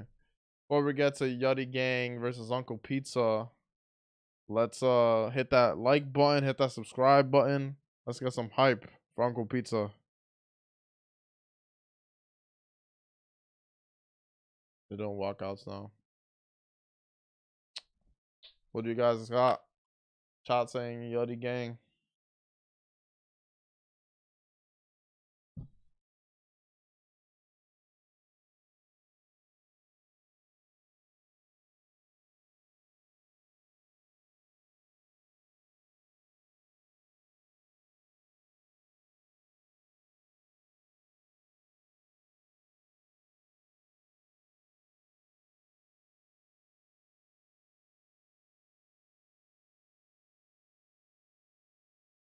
Roundhouse Radio is doing commentary.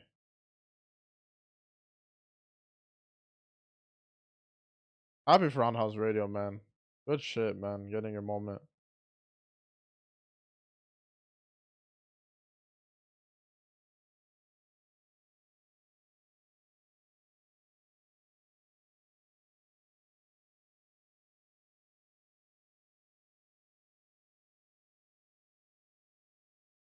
They're joking about Roundhouse Radio's having a tie.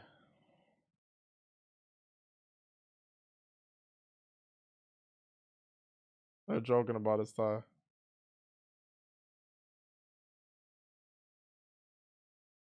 They said with you here, he needs all the help he can get. Uncle Pizza walking out. Like, oh my god, he has two girls holding pizzas. Yeah, Uncle Pizza, what a personality. If he pulls this off, I think he might blow up with the Domino's pizzas in the girl's hand. There's one slice missing. Don't tell me he ate a fucking slice of pizza before walking out.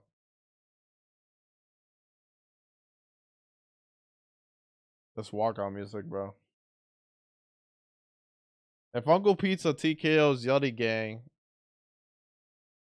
I I think he will blow up. Honestly, I just have a feeling he got that personality. Ring girls laughing, eating pizza. Now they're passing out. They're passing out pizza in the crowd. They said, "Don't give Chase the more any pizza. He was a bad boy."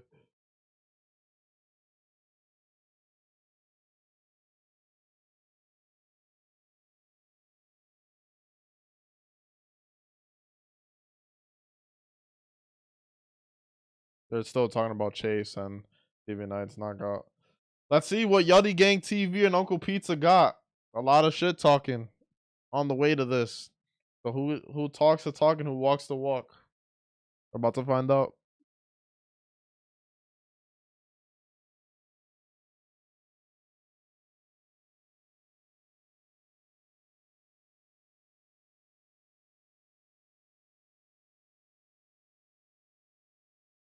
Wearing black trunks with gold trim. Yeti Gang TV. If you're new here, leave a like, comment, subscribe to the live stream.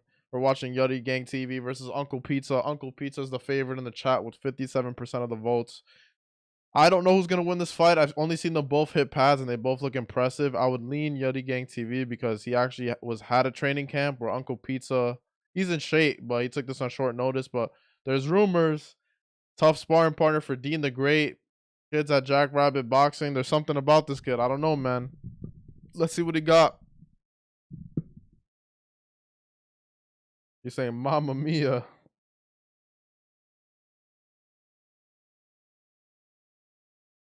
They're not beefing. They're making assumptions. Yeah, there's a lot of behind the scenes drama with that. I don't think there's beef between them for real.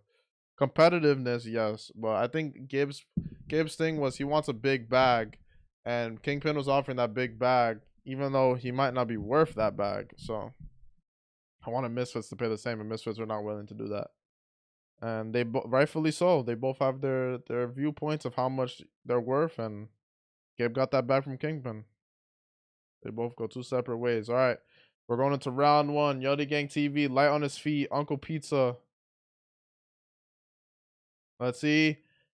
Let's see how this fight goes. I think it's gonna be a good fight. Okay, Uncle Pizza with a jab to the body, right hand to the body, keeping Yeti Gang on the back foot. Yeti Gang has some speed. He's throwing that check left hook. Okay, they both can box. Uncle Pizza throwing some fire behind these jabs and right hands to the body. Yeti Gang TV sees the openings for counters though. I think Uncle Pizza needs to move his head a little more. Yeti Gang is looking for his counters. He got some head movement. He's looking good. I think Uncle Pizza is setting up that big right hand up top, throwing on the body, but Yeti Gang is getting his counters.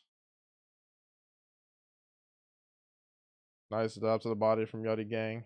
Nice uppercut from Yeti Gang. Uncle Pizza, another right hand to the body. They both know what they're doing in there.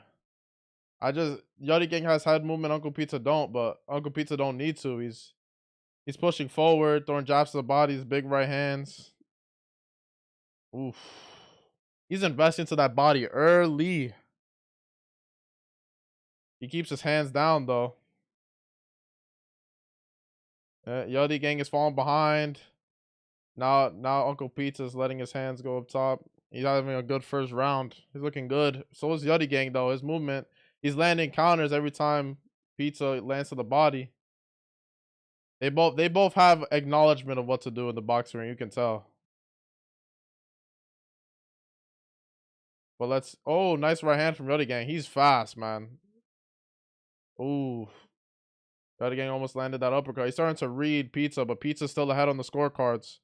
In 4 rounds fight, you can't let Uncle Pizza get ahead like that. Nice 2 uppercuts from Yeti Gang. And now Yeti Gang's letting go to the body. Yeah, now Yeti Gang is digging to the body, letting his hands go. Nice left hook from Yeti Gang. But they're both ripping. They're both good. This is evenly matched. I think Pizza I think Pizza's ahead on the scorecards, but man, they are evenly matched and they're both ripping shots. Nice right hand from Uncle Pizza. Oh, good right hand from Yeti Gang. Because Uncle Pizza keeps dropping his left hand coming in. Now, Yeti Gang got that respect, but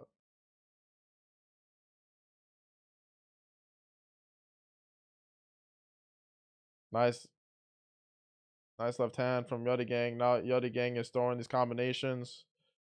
They're both fast as shit. Good finish from Yeti Gang, but I think Pizza had already too much investment in the first round to the body and landed more shots. But good end for Yeti Gang. Going forward for the fight. But they're both talented guys, man, and they're both putting it on. I would edge the first round to Pizza, but Yeti Gang, his body language is better going into the second round. So 3 more rounds in this fight, but very good fight so far. Most high level fight, most experience. I wouldn't say it's high level, but in Misfits, one of the more higher level 2 guys.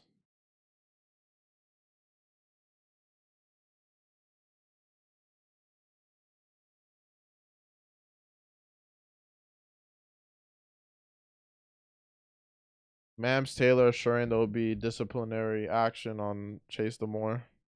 But good round 1 between Uncle Pizza and Yeti Gang TV. Best first round of the night. Best 3 minutes of the night. I would edge it to Pizza, but Yeti Gang, strong finish. I think he might be in a little bit of better shape than Uncle Pizza. But let's see adjustments between the two.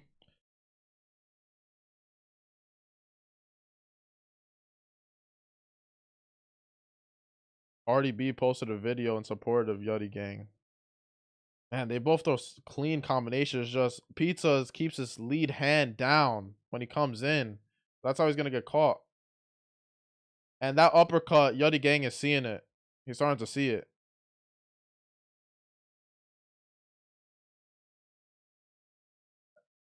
And Uncle Pizza is investing well to the body, but he needs to open up top more. And Yeti Gang has better inside fighting than Uncle Pizza. He's better at fighting in the clinch.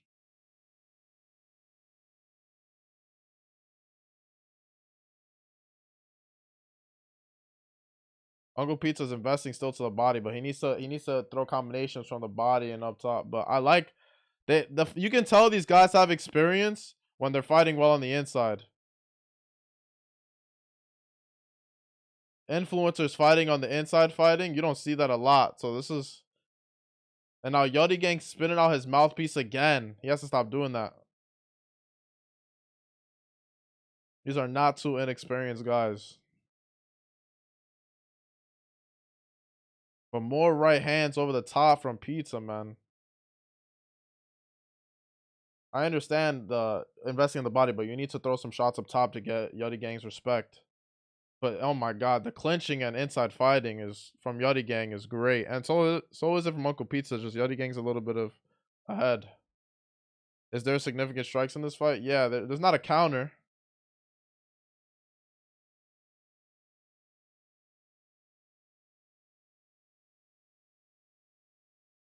Oh, nice left hook from Yeti Gang. Not okay. Now Uncle Pizza's still investing the body, but Yeti Gang is fighting dirty, putting his weight on Pizza, and that's better for Yeti Gang if he was struggling eating those body shots, because.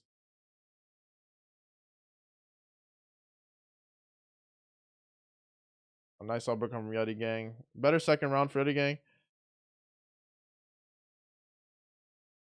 Oh no, they're taking a point from Yeti Gang for dropping his mouthpiece for the third time. Yeah, you can't do that.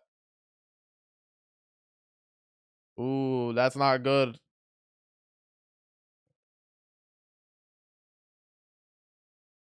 You can't. That's not good for Yeti Gang. That's a good round from now. Could go to 9-9 because of this. They deserve to take the point away though. You can't do that. And Uncle Pizza's not giving him any room right now.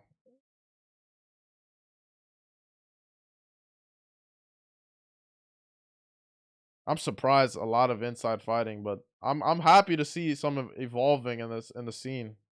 Evolution.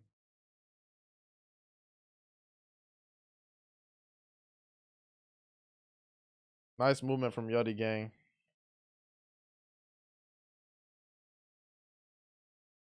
That was a good second round for Yeti Gang, but he lost the point, so that goes to 9-9.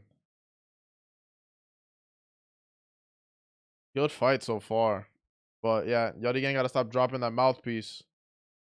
Let's see if Pizza adjusts. He needs to throw more up top.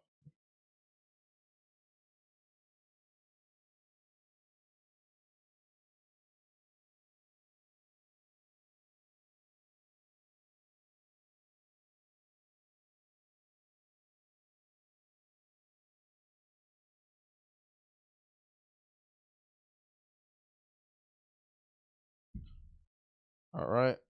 Yeah, no, his team are telling him everything up top. They're telling him the right things. Do you think Yeti Gang can beat Walid? I don't know, man. We can't really talk that soon. He hasn't won this fight yet. He's talented, but I think 135 right now is the best division in influencer boxing, just like how it is in UFC and in actual boxing. Really talented guys.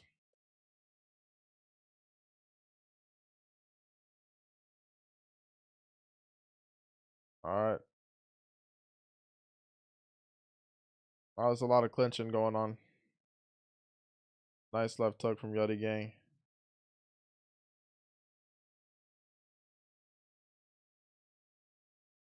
The ref is telling him stop holding. We're going into round 3. I forgot to put the damn shit. But now Uncle Pizza's starting to adjust, going up top. Nice right hand from Yeti Gang. These guys are very talented, man. Very evenly matched.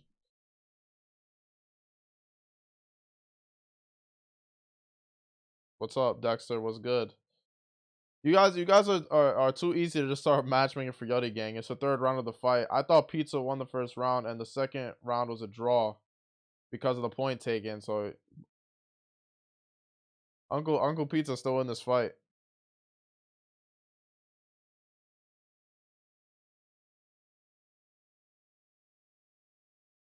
And Uncle Pizza's taking this fight on short notice. Nice left hook from Uncle Pizza. And then Yeti Gang's mouthpiece falls off again. Again. He has to keep that mouthpiece. He said do it again, that's another point. A lot of holding.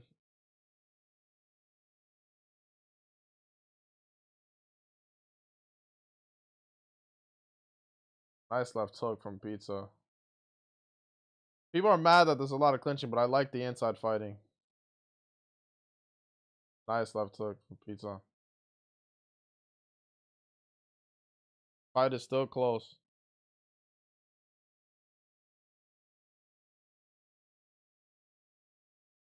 Alright, now Uncle Pizza's backing up. Good right hand from Yeti Gang. Uncle Pizza's tired.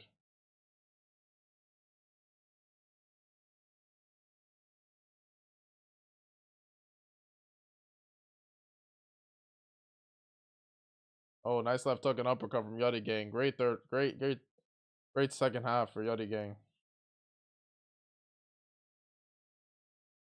People are gonna be mad at this, but I'm enjoying this fight. Oh, nice two hooks from Yeti Gang.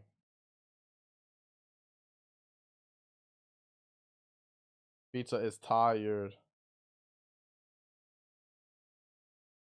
Nice, nice hook from Pizza. He needs to throw over the top though.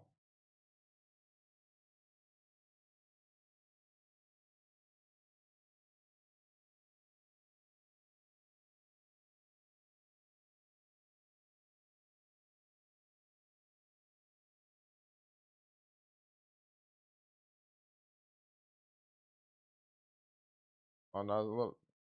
Oh, yeah, Pizza's pushing. More inside fighting. Close round. I would edge it to Yeti Gang, but it can go to Pizza. I'd give the first round to Pizza. Second round's a draw. Third round to Yeti Gang. It really comes down to this round for me, but let's see what the judges are looking at if they're rewarding body shots as much as over the top. But great fight.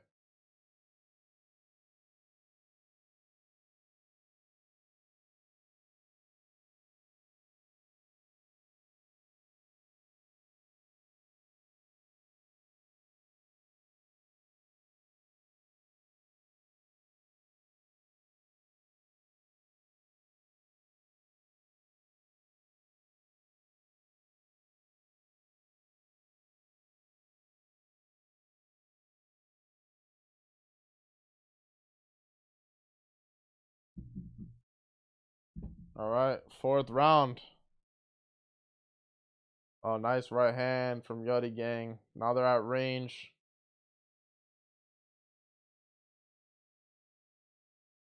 I think it's 1-1-1.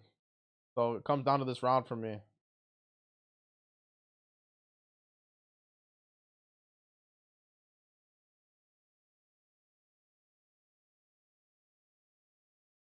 Uncle Pizza needs to throw that right hand over the top, man. It's there. Nice body shot though. He's great. They're both really good, but they're definitely some of the most high level guys on Misfits. Close fight.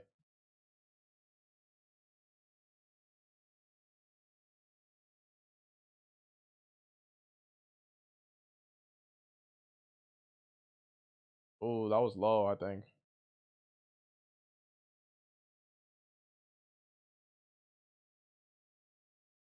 They're dead tired. I mean, they're tired, but they're not as tired as the heavyweights earlier. The thing is, they you can tell experience in boxing when they're tired and they can still keep their technique, and they're still keeping their technique. They're not getting wild. That's what you get at the lower weights, man.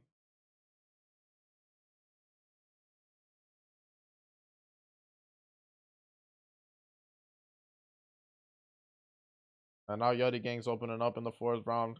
Close round again. Now Yeti Gang is landing more up top. Nice check hook from Pizza.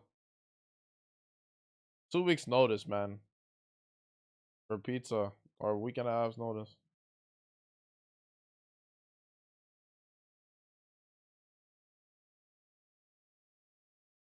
Nice.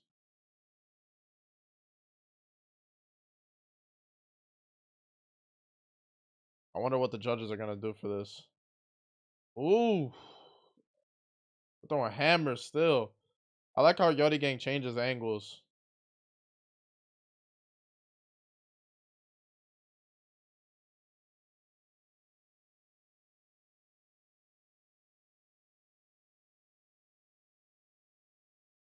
Like Yeti Gang is more dynamic, but Uncle Pizza is more is tech. It's Yeti Gang's more dynamic, where Pizza's more technical. It's a style. It's a styles mix up where Pizza keeps it very simple but very well with that jab to body, head movement, inside fighting. They've both been boxing for a while. You can tell. 15 seconds left. Yeti Gang is measuring up that right hand. Dirty, grindy fight. Ooh, nice shot from Pizza. Good fight. People are gonna be mad about the clinching, but I think let's see what the judges think. I think that point deduction fucks Yeti Gang though. Alright, Lassie or Eminem? I don't know who Lassie is, so Eminem. They're dead. How do you feel about the Dominic and Rey Mysterio stuff? I don't follow WWE like that. What's going on with Dominic and Rey Mysterio?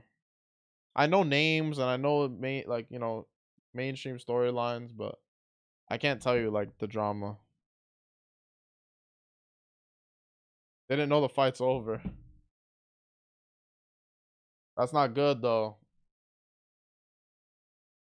The Yeti Gang didn't leave it all in the ring. Well, great fight. Some people might not see that, but if you know boxing, it's a great fight.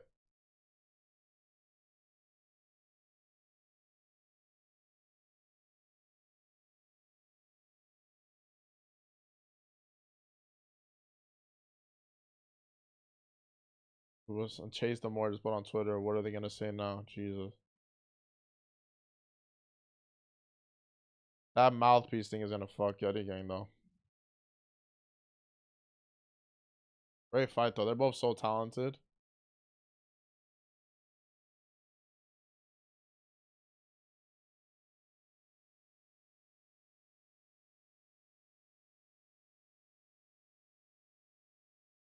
Playing good music. But let's see what the judges think. I think no matter win, lose, or draw, both these guys are live in that division, man. They beat Pulley.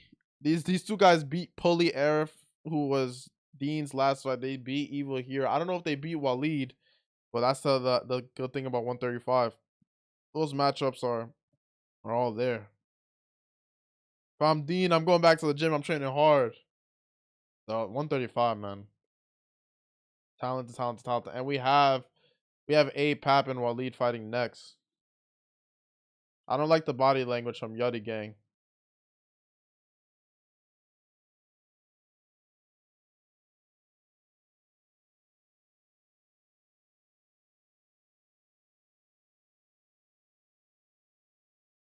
Split decision.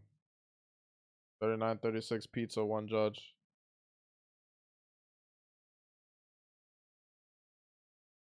38-37 Yeti Gang TV.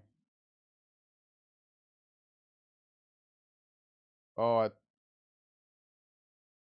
Uncle Pizza got the split decision. 2 weeks notice, man. Good for him. I'm not mad about it. They're both live in this 135 division, man.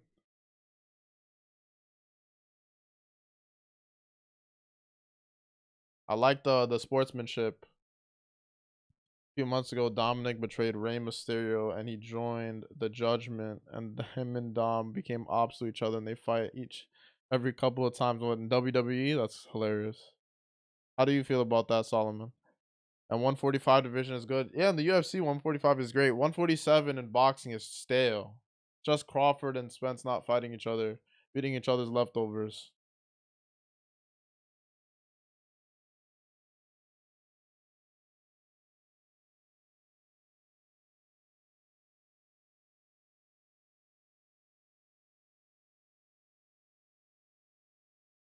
Good for Uncle Pizza, man. 2 weeks notice, small creator. Good for him.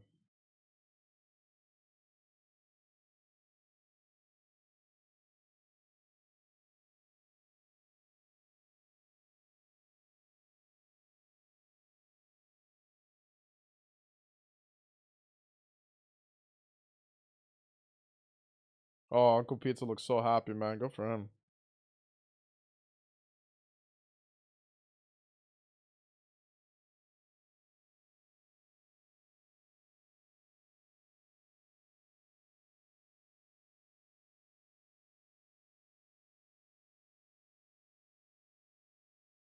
They're interviewing Yeti, and they're doing it in the ring now, which is great.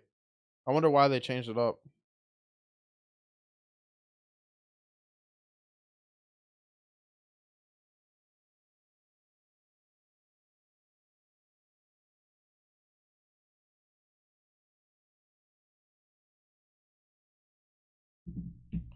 It's good sportsmanship from Yeti gang, man. He's not a sore loser.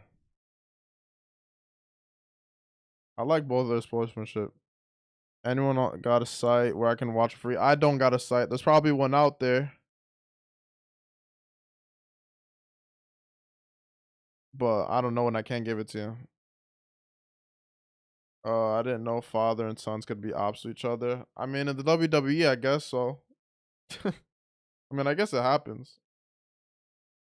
All right, Walid versus Ipap. Walid has a lot behind him. He has to rein in this moment and beat Ipap if he wants that Dean fight again. He's coming off a KO win in the pro scene against a debuter at 150 pounds. I think it was 147. So now it's at his own weight, a guy his same size.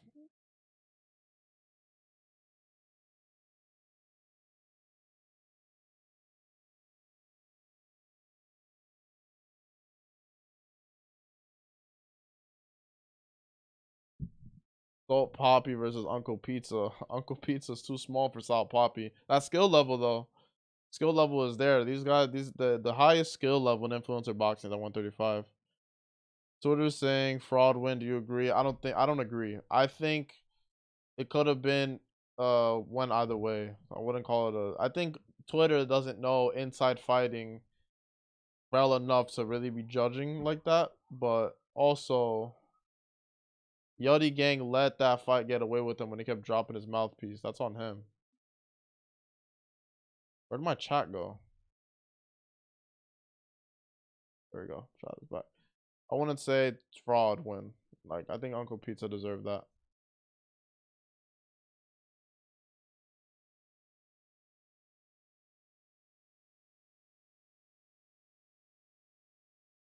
Yachty got robbed. Got completely outboxed. All he did was clinch. By far the worst event you've held. You guys are hilarious. Worse than Ginty versus Halal Ham. People are funny, man. They don't understand high level fighting. They just want to see people just scrap recklessly. They're bugging.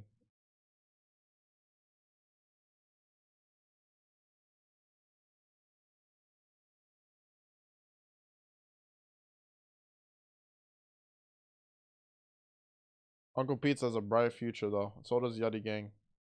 They both have a really bright future. Those two. What do you guys think? You thought it was a robbery? I thought it was okay.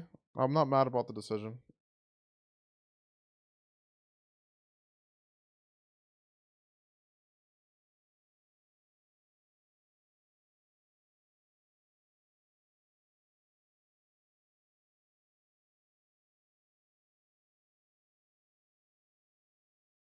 Rakama versus Cordinas tomorrow as well.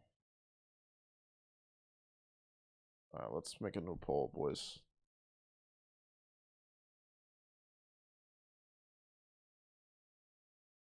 Walid Sharks versus Ipap. I think that's how you spell his name. All right. Put this here. Who do you guys think is gonna win, Walid? I think Walid's gonna win, but we don't know anything about Ipap to really judge him. I think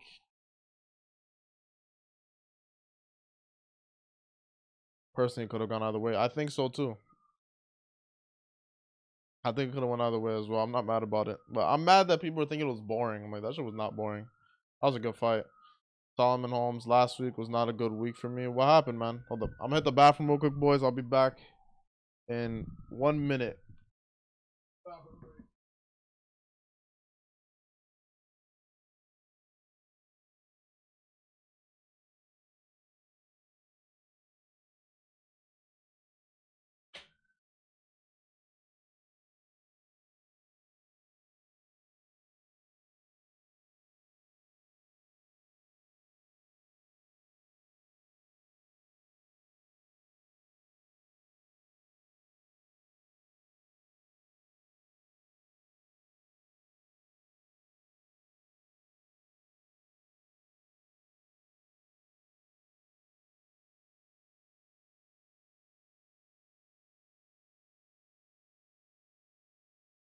All right, boys.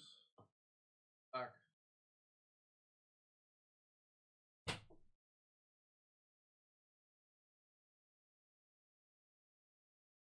My girlfriend got it for me. Ugh.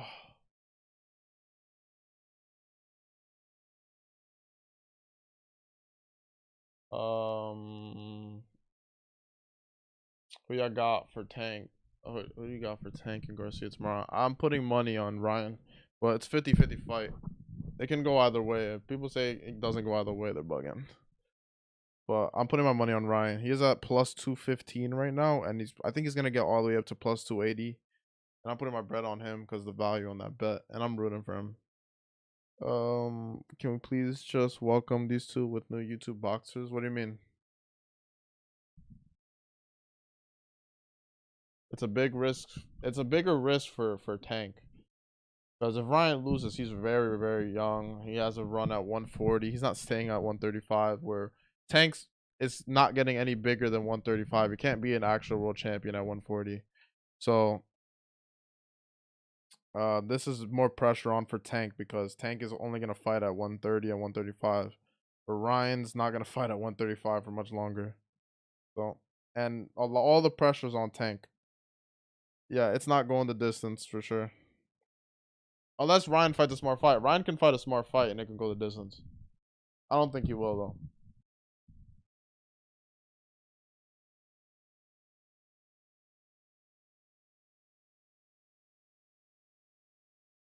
though. Alright. Walid on the mic confident. He's talking about the Dean rematch, but if he wants a Dean rematch, he has to win this first. I'm excited to see Walid fight, man. Walid can box.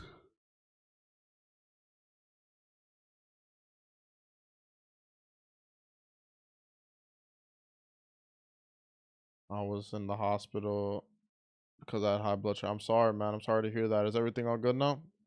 Someone said Ryan is gonna outbox Tank on one of my talks in my gym the other day. Ryan can outbox Tank. He has the ability to do it and the reach to do it.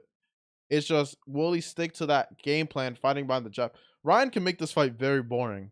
Stay at range, fight behind the jab, jab to the body, counter every time Tank comes in. But that's not Ryan's style. Ryan's on his front foot, pushing the pace. So that's why I think he can get caught. But also, Tank can't let Ryan get too ahead too quick. He can't start as timid in the first few rounds because he could get caught. And you don't want to lose rounds right away to Ryan. Yeah, Ryan isn't a boring fighter. I think Shakur and Haney beat Tank. I'm glad everything's good, Solomon. I'm glad everything's good. Damn, Ipap got a big ass forehead. I'm not gonna lie.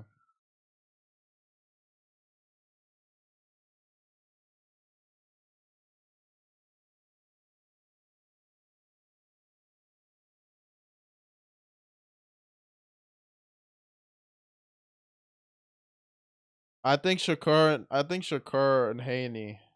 It's a great fight. I think Shakur's style favors against everyone else in the division, but I think the size is the problem for Shakur. Haney's a lot bigger than him. Shakur don't have a lot of power like that for people that are actually filled up 135ers. A style like Ryan is tough for him because if Shakur's on his back foot constantly, does he fight the same fight? Tank, I think he beats Tank. I think Tank's style is perfect for Shakur. Perfect. A guy that lets his foot off the gas and is downloading information and all this shit. That's perfect for Shakur. I know Ryan can outbox Tank for sure. Ain't he gonna be at 130? Ain't he gonna be at 140 next year? I think so too.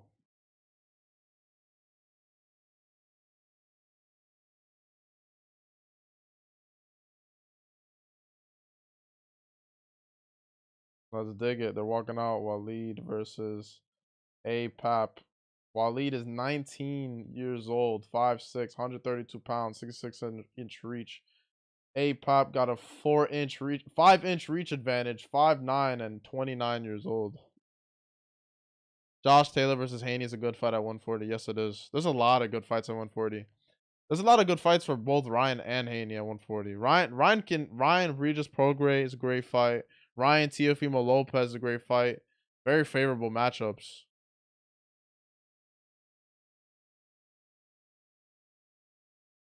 140 is not as deep as 135.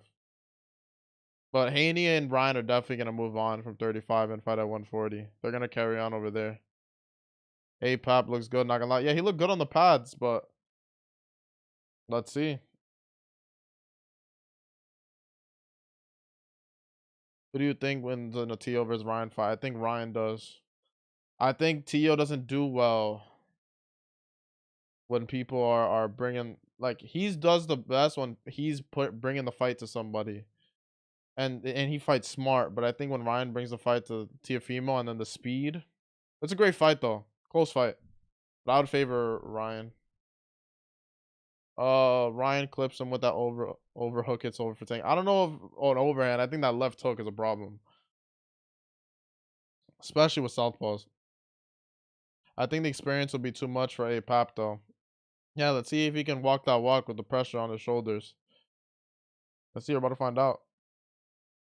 He has a weight and reach advantage on Walid. I don't know how long Ipap's in boxing though. Do you think Ryan beats Tank at 140? At 140 you let Ryan rehydrate. I think it's a harder fight for Tank. Haney, I mean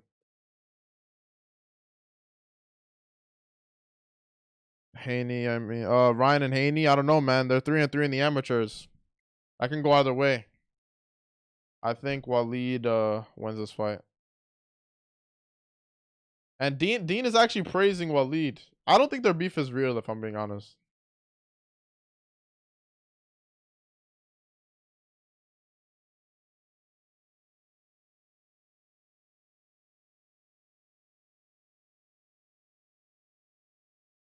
I think Walid needs to keep his composure and box, and he wins this fight. But if he comes in with no respect for Ipap, that's a problem. Personally, after this fight, the winner needs Haney. I mean, Haney needs to go through Lomachenko. And I think he'll win that fight, but Lomachenko's not easy. That movement is not easy to deal with, but I think Haney's size is going to be too much. But he has a fight to focus on, just like how Ryan has a fight to focus on. And Tank. A lot of fights that need to happen.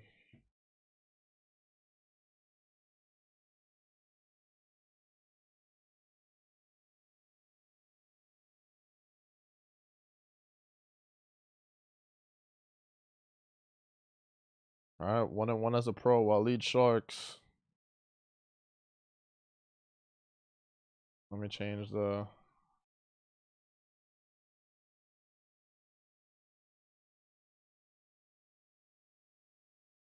I think Walid needs to stay composed, though.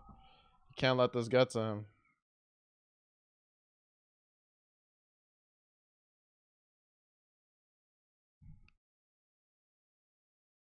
All right, boys. I'm going to look at the chat. I'm going to look at the chat after this fight. Tank gonna retire soon though. He almost 30. I mean, it all depends. Tank, if he wants to be remembered in boxing, he needs some actual names on his resume. Apparently, KSI doesn't want to fight any southpaws before Jake. Well, I think he's changed his mind on that since the Jake fight ain't happening anytime soon. I think before he fights Soul Poppy, though, he's either gonna fight Tommy or Jake. Once he fights Tommy or Jake, I think it's fair game to fight Soul Poppy in the Philippines. And he gets hit more than Shakur. I know, but styles make fights, man. All right, boys. Round 1. Let's see our boy Walid. We're supporting Walid for this fight.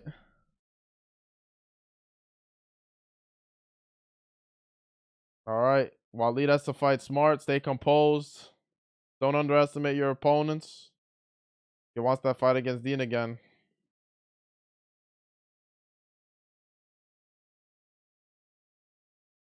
Oh, big right hand from Walid.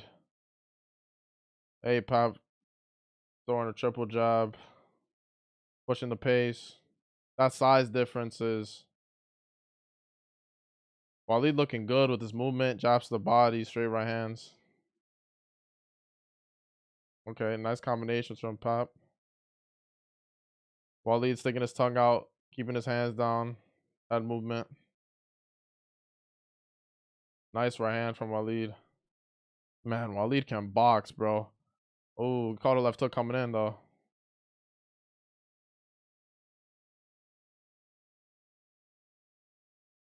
Walid is trying to time him. He's trying to look for a counter.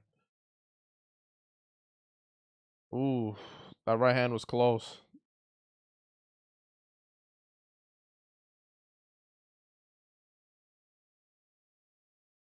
Nice jab to the body from Walid. Nice right hand from Walid. Ipap got a chin, man. Oh, good left hand from Pap. Oof, that right hand. He telegraphed it a bit. Oof. I think Walid's struggling with the range more than anything, but he's starting to get closer. Oh, nice right hand from Walid.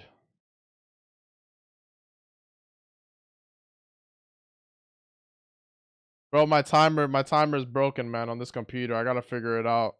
But we're 1 minute 20 seconds left in the first round. I'll figure it out by the next stream. Now Walid's opening up. Ipap is fighting back, and Walid's having his hands down, so Ipap can catch him, but Walid is having the most success in round 1. Just getting comfortable in there.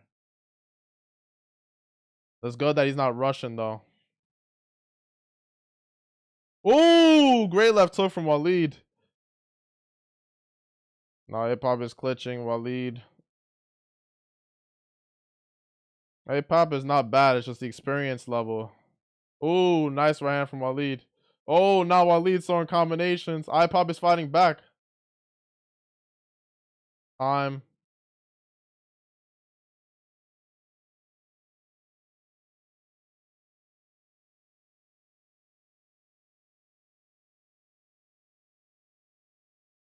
Nice right hand from Walid again.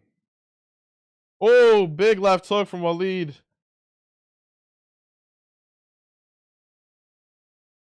I don't think Ipap is gonna make it out of the second round. He's tough though. If Walid could keep these pace for 4 rounds, man. Oh, that right hand was close.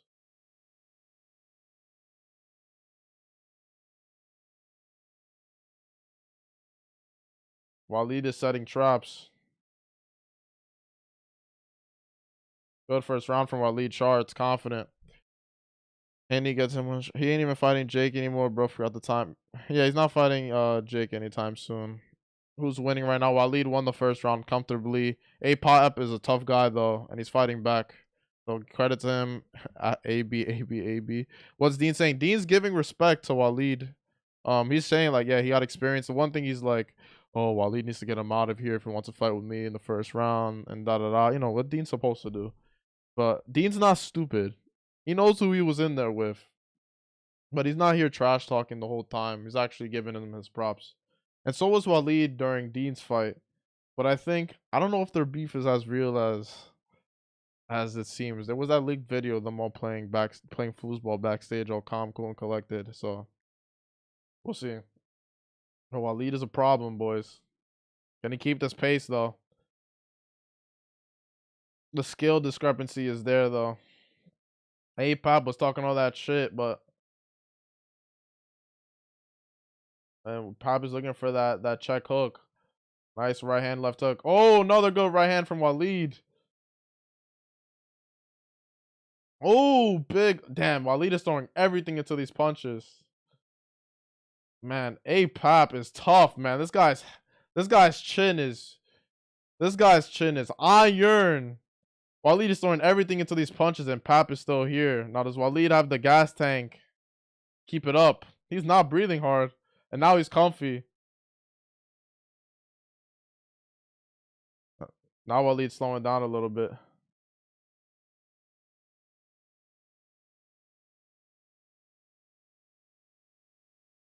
Oh, nice. Oh, big left hook from Walid. Ipap is down in round 2.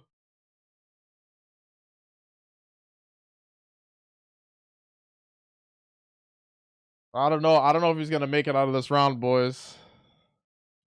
Pap is a tough dude, but I don't know.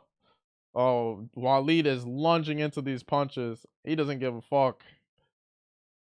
He doesn't give a fuck. Oh. And Walid is throwing. Oh! Big right hand, left hook. Ipap is down. And Walid is showboating. That's it. They're counting. That's over. Walid with the second round TKO. And now Walid's throwing the mouthpiece at Dean. They're both talking shit to each other on the side of the ring. This is the rivalry you want to see.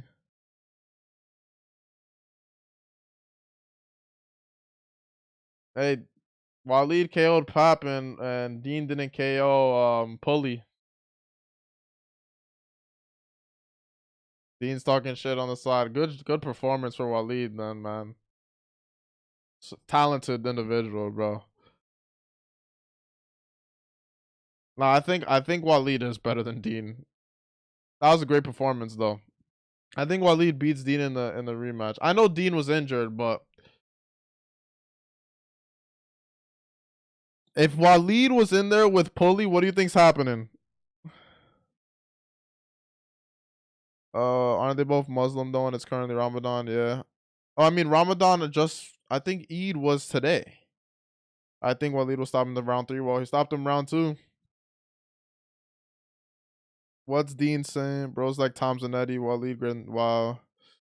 I pop. Pulley getting killed.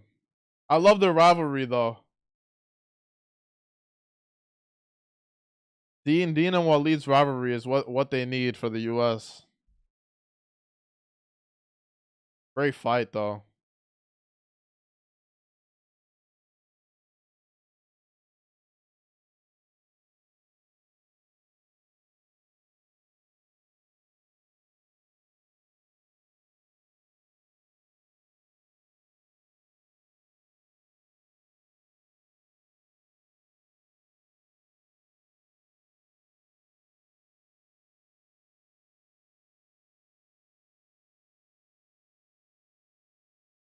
Dean versus Walid too is gonna be a great fight. And Walid was training during Ramadan.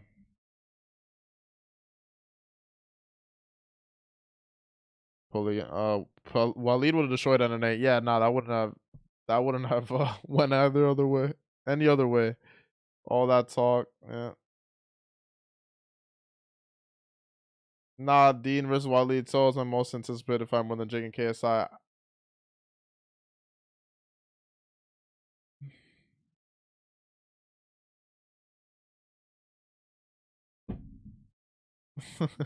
They're talking shit on the ringside. Yeah, no, that's the Salt Poppy, Walid, Dean. Misfits is doing great with these two, man.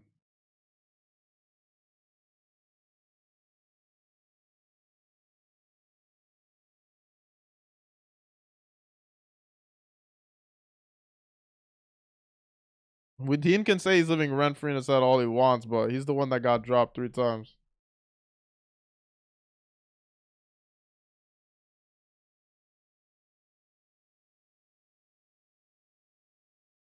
What do you guys think? I don't. Oh, KSI versus Jake. loses its hype the more Jake fights other people besides JJ, because if he beats Nate Diaz and doesn't fight Tommy Fury and fights another guy that's not KSI, bro, not a good look for Jake.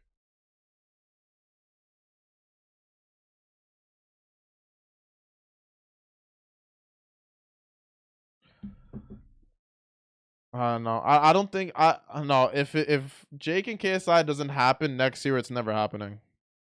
JJ is gonna go back to doing music. He's not gonna stay boxing forever waiting for Jake. That's why he wants to fight Tommy after Joe.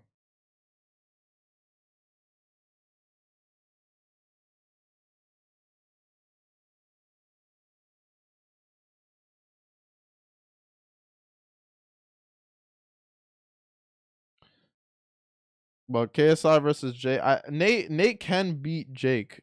Jake should win that fight, but Nate can beat Jake. Don't get that mistaken. I wonder if Jake can handle the pace that Nate puts on. I know the size difference, but that's what I'm curious about, because Nate puts on a pace on people when he's on. But we'll see.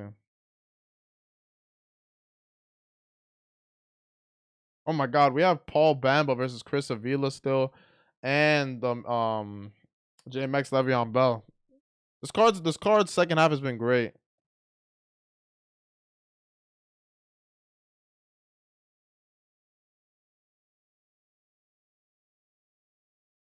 I don't think Jake's going to destroy Nate, bro. No, Nate is a great MMA fighter. He's not one of the greats, but he's a great fighter. The thing, he doesn't have a lot of power. He's accurate and he puts on a pace. His cardio is his weapon. And if he can use that against Jake, we haven't seen Jake be able to keep up the pace with Tommy Fury. Anderson Silva fought at a low pace with Jake, and that's why Jake succeeded in that fight, because Silva ain't an output machine. Nate is an output machine. Now, if Nick goes in there taunting, doing bullshit, blah blah blah blah, then that's a problem. But Nate has a lot to lose. If Nate loses this fight, he's not going. The UFC ain't taking him back. He ain't finding Connor again. He's not gonna make the crazy money if he loses to Jake. So it's a lot on the line. If Spence versus Crawford happens, so you got I think Crawford, but 50-50 fight. But I would lean towards Crawford. I think the movement and switch hitting from Crawford is gonna be too much for Spence. Crawford's not gonna let it get to the inside like Spence gonna want it.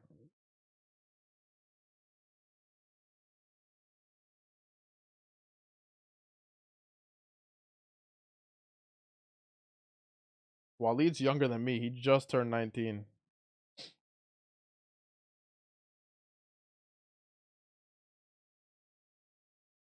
Spence gonna put the pressure on Spence that he ain't never seen before. I hope so. I hope so. I hope the fight happens. I can be wrong.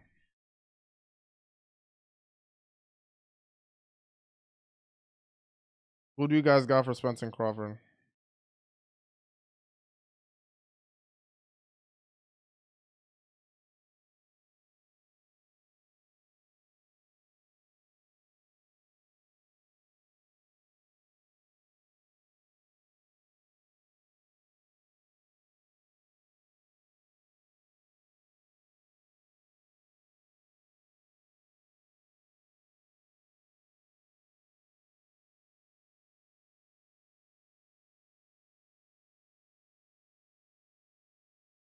Wasn't it supposed to happen in November of last year? Yeah, he said, she said, supposed to happen here, supposed to happen there. It's only boxing is boxing. Boxing is boxing, and that's why influencer boxing is so big, because we get most of the fights you want to see. Boxing, that's influencer boxing wouldn't be as big as it is if boxing was doing the right thing. We wouldn't need Misfits. They wouldn't need this competition, but because boxing fans are starved, they show more attention to influencer boxing. Who's gonna win the Kingpin tournament? Um, I would say the favorite is Gib, but we're really gonna know. We're really gonna know on the first night of how everybody looks, because we don't know how Jarvis is gonna look. We don't know how Kenny's gonna look. We don't know how Austin's gonna look. So that's when we'll really find out.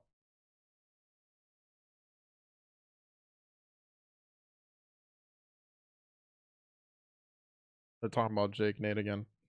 Anyone got a stream link? Not me, brother. I bought it on the zone.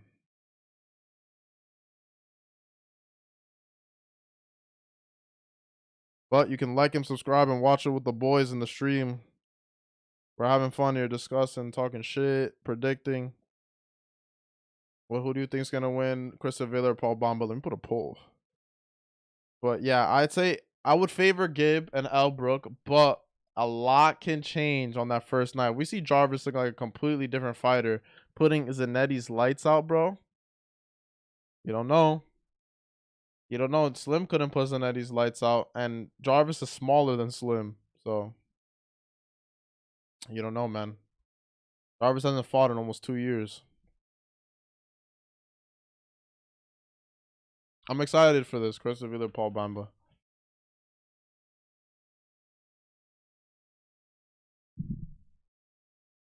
No, they're doing it. They're doing promo for Canelo right now.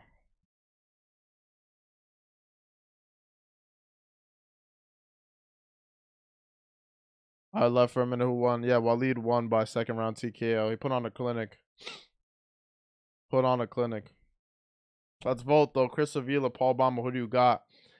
I haven't seen Paul Bamba fight ever, so I can't give you a very solid prediction. I've seen Chris Avila fight. He has very basic boxing. He puts the pressure, same combinations, dirty boxing. Does his thing. He did his thing against Dr. Mike and Anthony Taylor. But we got to see what Paul Bamba's about. Does he got the juice like he says he does? I think Paul should outbox him because he's actually a boxer, and Chris Avila's an MMA fighter. But again, Paul hasn't really fought anybody. So let's see. Represent for New York though, East Coast. I want Paul Bamba to win. Got to represent the East.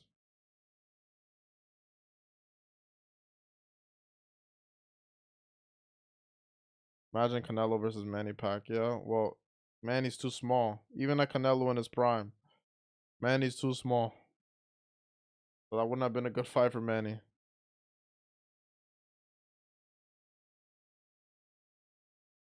I want to see how Canelo does against Ryder after his surgery. I think he had a surgery for his hand. And then I want to see that Bivol rematch. And then if he beats Bivol, let's see that Benavidez fight. That's what I want to see for Canelo. But John Ryder's a great fighter, guys. Don't get that twisted. John Ryder can fight. That's a mandatory, but that motherfucker can fight.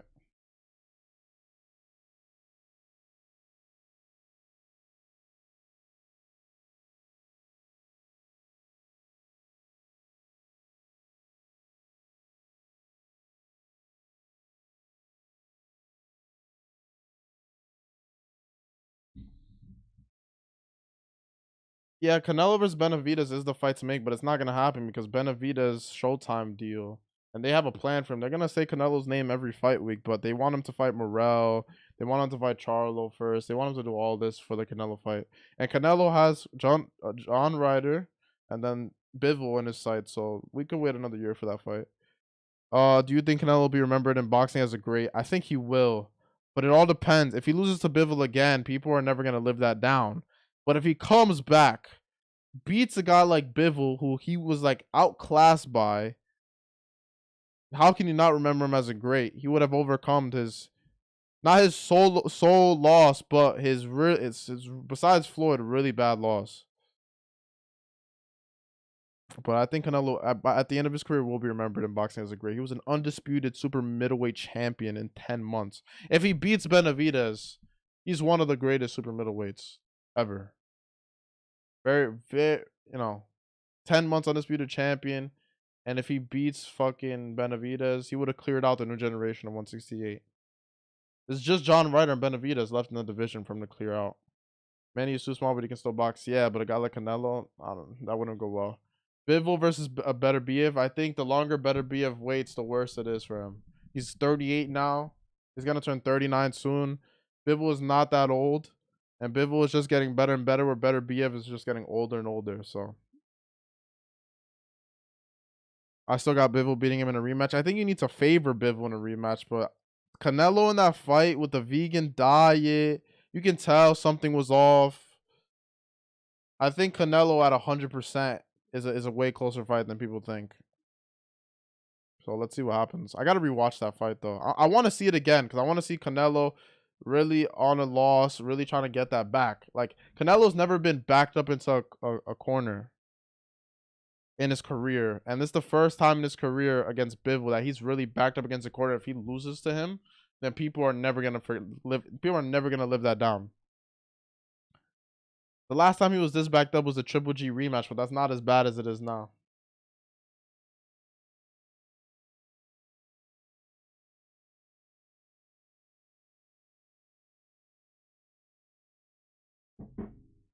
And Garcia, they're promoting it.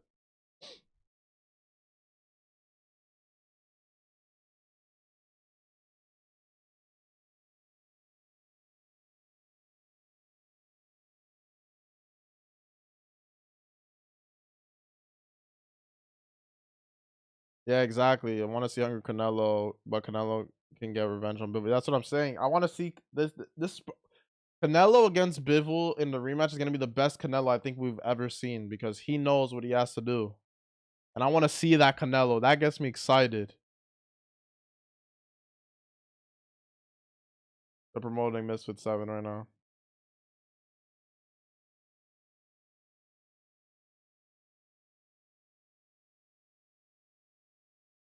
Jake Paul versus Nate Diaz.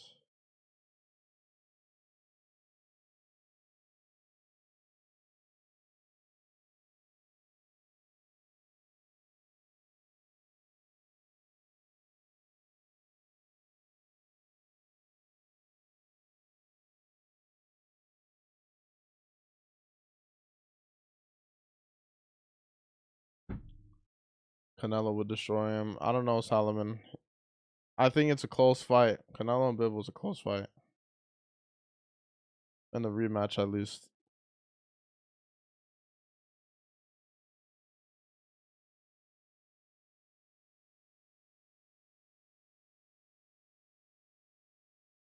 They're interviewing Paul Bamba right now backstage.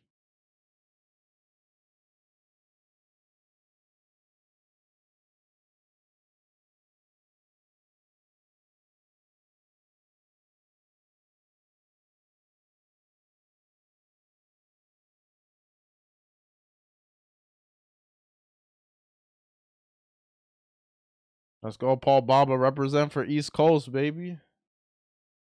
Chris Avila, man. He has that Diaz Army physique. No abs, soft body.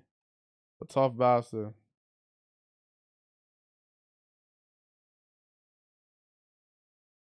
I remember the time Jake said Nate was fighting a novice level YouTuber. I guess he was right. Do you think Israel and Alex 3 should happen? I think if it happens, it'll happen at 205 because Alex is not making 185 anymore. He almost died making that weight last time. He's last of the scale the last two fights at 185. So if Pereira wins a belt at 205, I think the rematch is possible. Other than that, I don't think it's gonna happen. Because he can't feasibly at his age at 30. Like the more Alex Pereira tries to make 185, the more he decreases his mileage as a fighter, and mileage in his like those weight cuts shorten your lifespan, bro. Especially he's cutting like 40 pounds. Not good look for him. He's gonna be able to be filled up at 205. He can probably gain a little more weight. So rehydrate a little more. Because at 185, his chin is not there. And 205, I would say a lot of those fights are stylistically good for him besides Magomed Ankalaev. Magomed Ankalaev, I think, is the only fight for him that's not a good matchup for him. Everybody else, though, gets hit a lot. A Compton slut.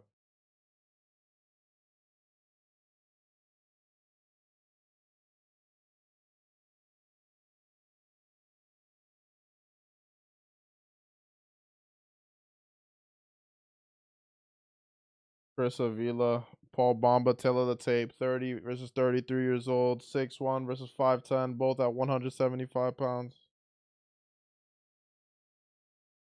I think Avila used to fight at featherweight once upon a time.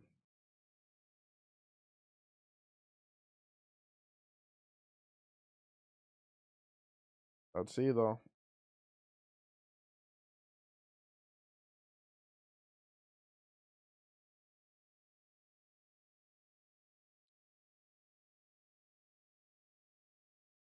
Right now, at this moment, Tank's biggest win, in my opinion, was Barrios and Ryan's like a was like Campbell, who wins between Campbell and Barrios. I think if they were both the same size, I think Campbell would win that fight, but Barrios is too big for Campbell. Campbell at his highest can fight at 135. The thing is, I don't think Barrios is Tank's biggest win. Barrios isn't anything special. At 140, he shouldn't have went up to 147 to fight Thurman. He should have stayed at 140 and proved himself a little more in that division instead of just holding a WBA regular title. I would like to see Barrios stay at 140. But if they were a size pair, like same size, I would think Campbell is too skilled for him. Olympic gold medalist, very good technical boxer. But the size difference is just not there.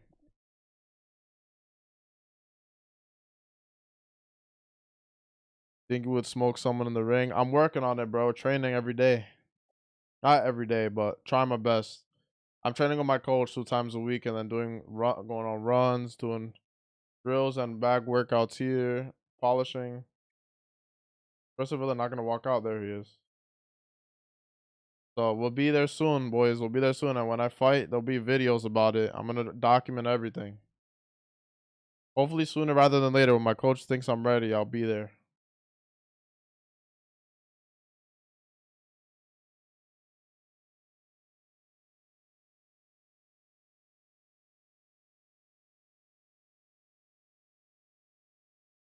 I wonder if Paul Bamba is gonna handle the pressure of being on Misfits.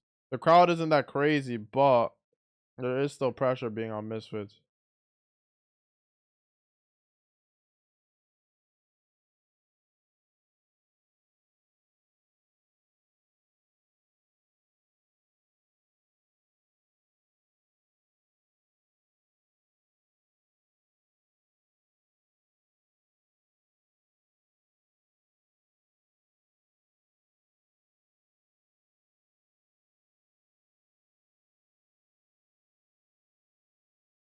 We're talking about the judges now.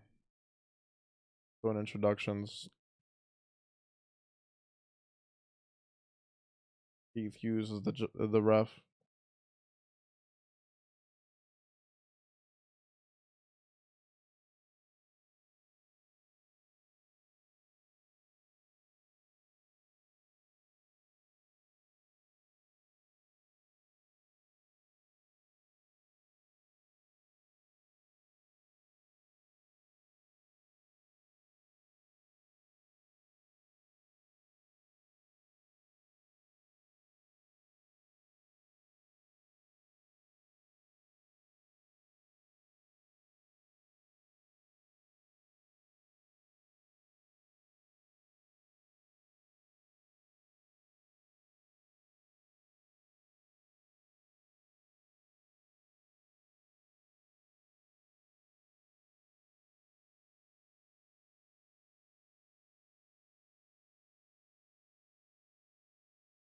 All right. Chris Avila, Paul Bamba, reference on them. Listen to me at all times. If I say stop, stop. No glove touch.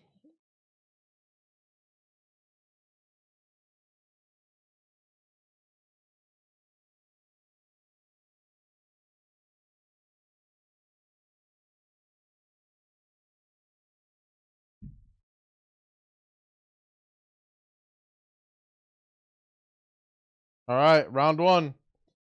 Paul Bamba pushing the pace in the southpaw stance. Chris Avila on his back foot. Paul Bamba pushing the pace already. Has lead hand out. Wow, this ref is no nonsense. I like it.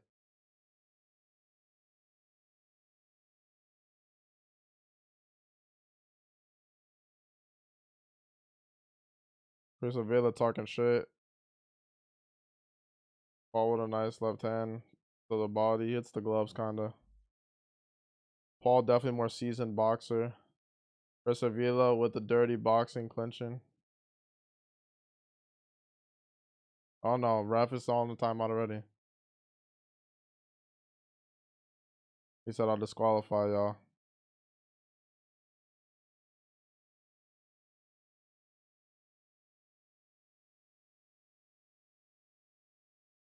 Okay, Chris Avila pushing the pace now.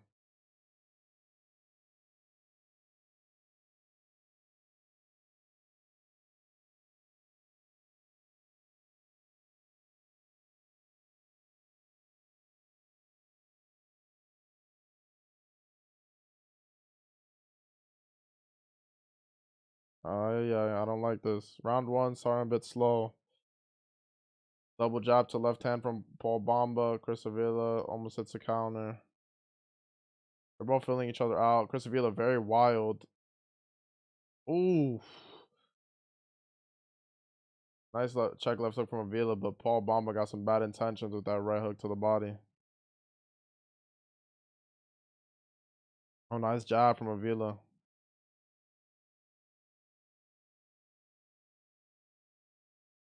Very wild from Avila. Very wild overhands. Nice 1-2 from Avila. Splits the guard of Paul Bamba. Nice right hook from Paul Bamba. Now they're pushing. Now they're fighting. Now Chris Avila is landing.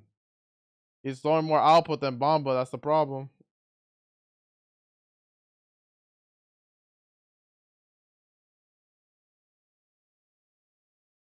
Oh, nice left hand from Paul Bamba, but ooh, nice combination from Paul Bamba. Bamba.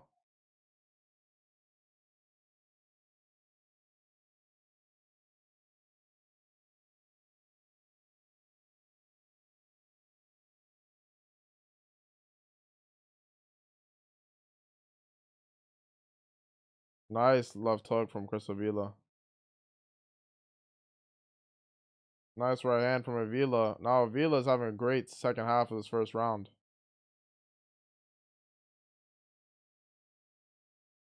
Good start. Good first round for Chris Avila. He wins that first round. Paul Bamba has to throw a lot more and keep it a boxing fight. Don't play dirty with Avila. If you play dirty with Avila in the clinch, you're losing that fight every time. By the way, the winner of the Kingpin tournament gets 200K and a new car. Is that fair? I think they're getting a Ferrari or a Lamborghini. I mean, compared to what they're getting paid per fight, I don't think the 200K really is anything.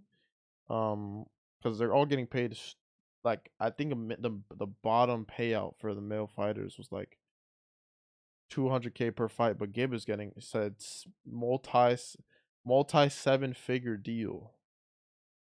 So 3 events, you do the math, he's getting probably like 600K, 700K per fight. So like if Gib wins, the 200K in a new car isn't really doing anything. Chris Avila was swinging the Dr. Mike fight, yeah. Yeah, Paul Bamba needs to stay composed with that jab.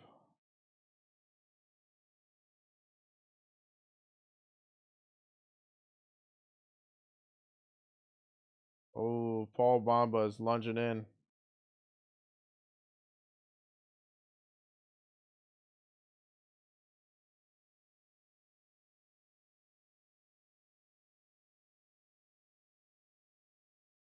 They're in the clinch again.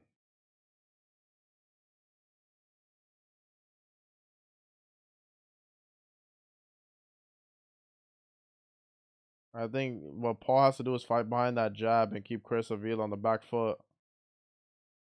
Ooh, nice left hand from Paul Bamba.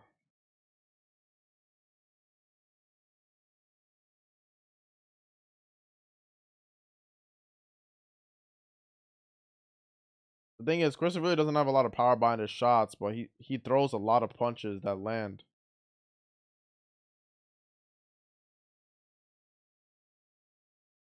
Nice body shot from Bamba.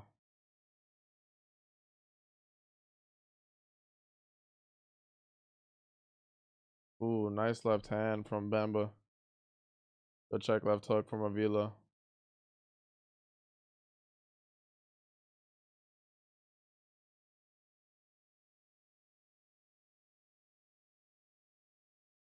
I think the output is getting to Paul though. So Avila definitely has better cardio than him. Ooh, nice right hand from Avila. Oh, big left hook from Avila.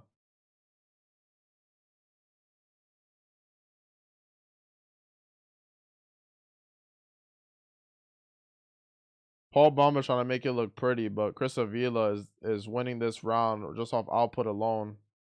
Paul's not throwing enough.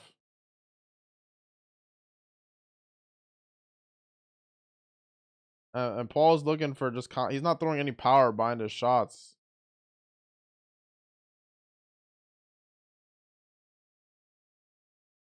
Ooh, Chris Avila slipped all those shots from Paul Bamba. Yeah, we're in the second round of Chris Avila versus Paul Bamba.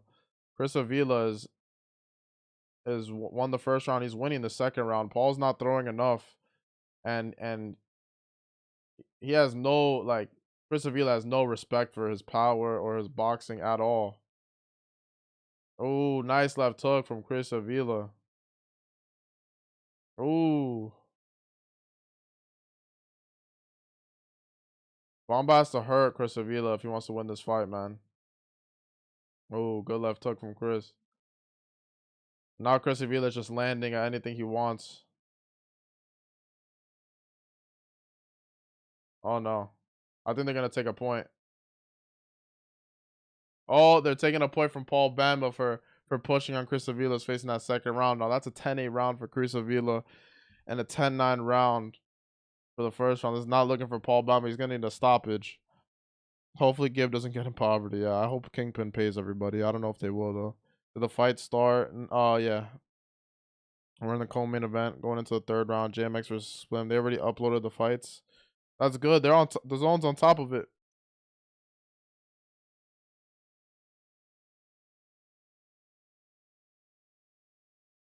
His coach is on like, stop letting him outwork you. He's not better than you. Stop making him look like it.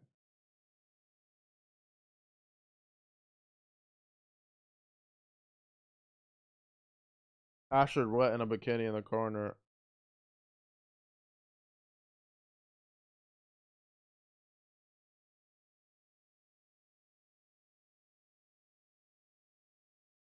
Paul needs to do something big, man. He's down. He needs a stoppage to win this fight.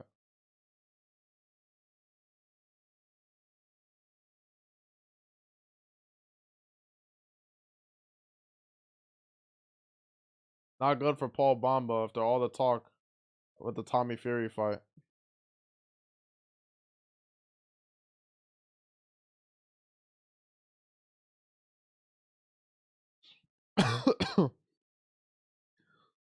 Round 3, Paul pushing the pace. Not really a lot happening. Chris Avila landing slapping shots, but just landing more.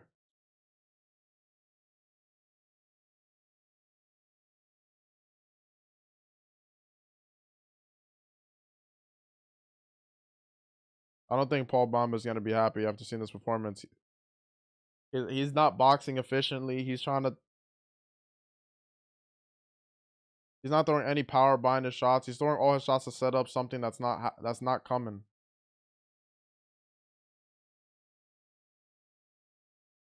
And he keeps going to that right hook left hand, but he's not. He keeps trying this right hook straight left hand, but it's not landing. I don't know why he keeps doing it. He's doing the same combinations over and over again, and nothing's gonna change. I think the pressure's getting to him though. The pace. Oh, now this is good from Bamba.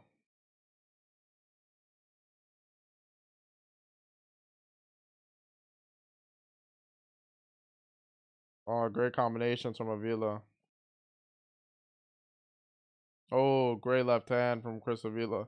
Switching stances, pushing the pace. Oh, good right hand from Chris Avila. Ripping the body again. Chris Avila is just dominating this fight. This is not what I expected. Oh! Big right hand from Chris Avila.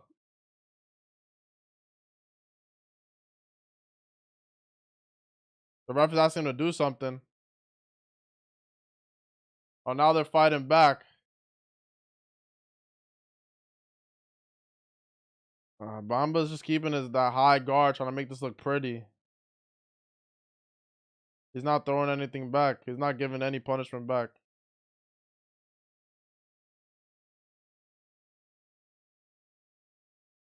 I think Paul Bamba is tired, dog. Holy shit.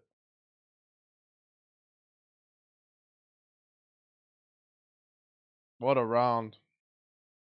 Chris Avila 1, 2, and 3 goes to him. Paul Bamba is not looking good. I think the pressure is getting to him. His coaches are frustrated in that corner. Very frustrated. JMX versus Slim. That's not the size difference is too much. Slim can't fight anybody that heavy.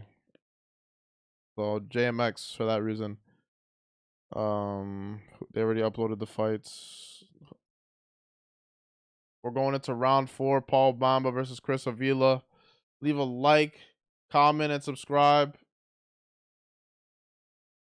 It's chaos in the arena. Paul Bamba needs the knockout. Ashford Wett is basically naked in the corner of Paul Bamba.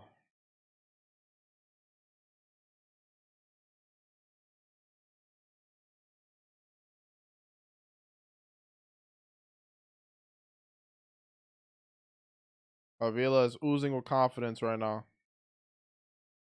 Oh, nice left hand right hook from Paul Bamba. We need more of this. There's a lot of crazy shit going on in the arena right now. Oh, okay.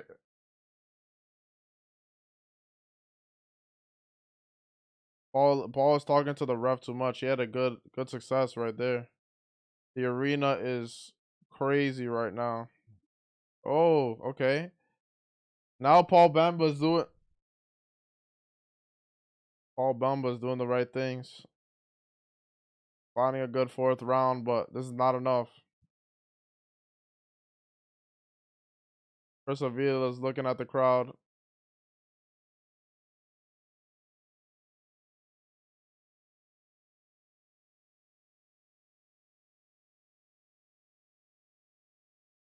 Oh, nice check right hook from Bamba, but Avila just tough as nails, pushing the pace.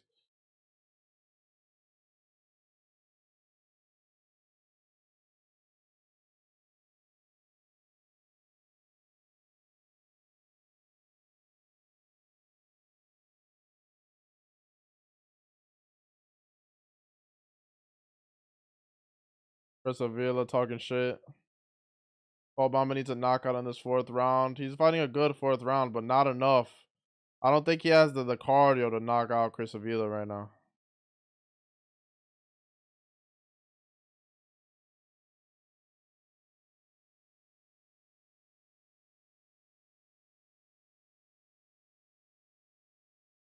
Paul Bamba just lift his leg. Oh.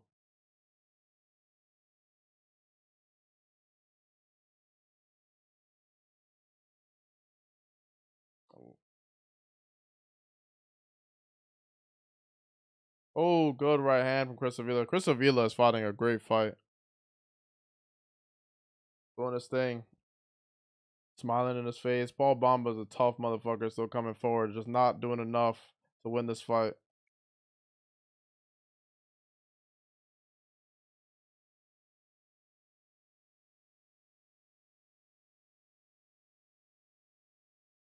I don't think Paul Bamba was ready for the pace that Avila brought. Nice left hook from Chris Avila. Oh, wow. Chris Avila is letting his hands go. Chris Avila, man. This guy's cardio.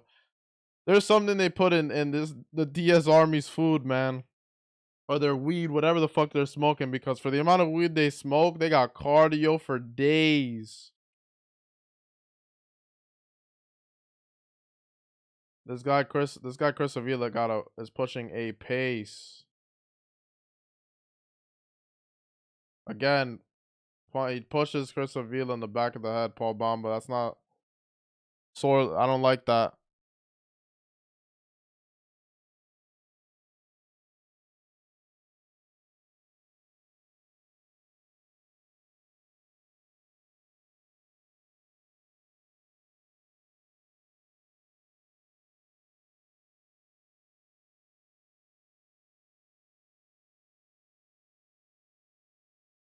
Yeah, no, I just think the moment got to Paul Bamba. He let the pressure get to him. And the commentary is ripping him a new asshole.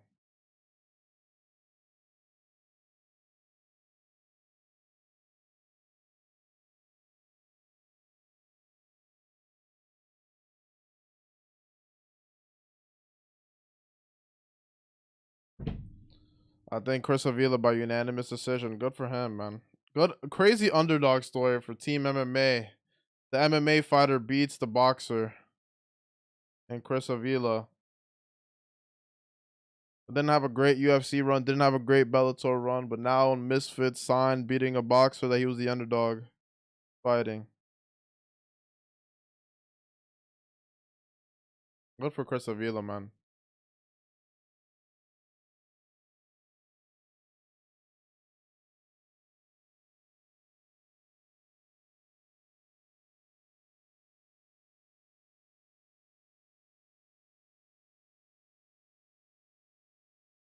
All Bamba goes, I don't give a fuck in the corner. I don't like that attitude. Not a good look for him.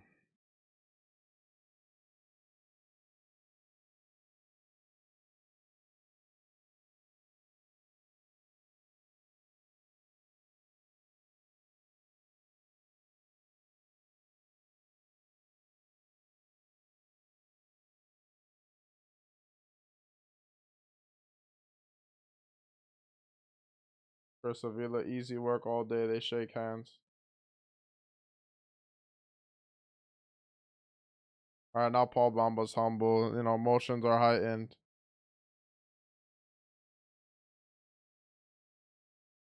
Chris Avila goes, where's my interview at?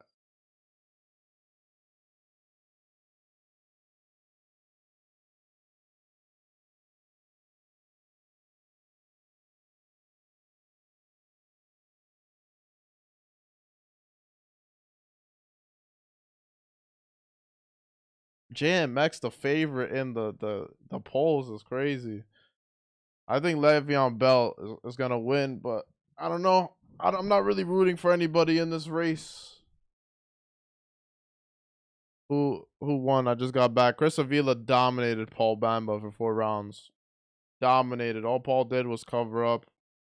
He wasn't really fight. He's a tough bastard. He just Avila in the beginning of the first round had a lot of respect for him, and then once he knew that he can do whatever he wanted, he just started unloading. And Chris Avila's gas tank, man. That guy's output is crazy.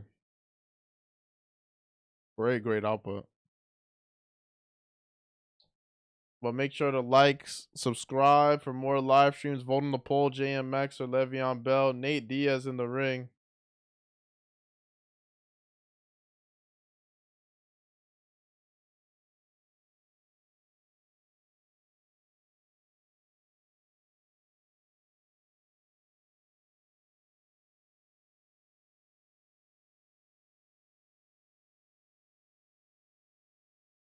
Man, they've been promoting a lot of Jake and Nate Diaz.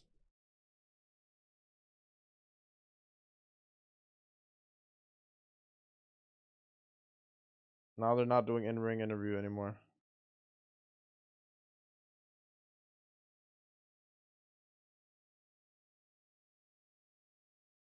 They're interviewing Chris right now. Yeah, that is embarrassing. But for Team MMA, that's a W. MMA fighter beats the boxer. Chris Avila said that was too easy.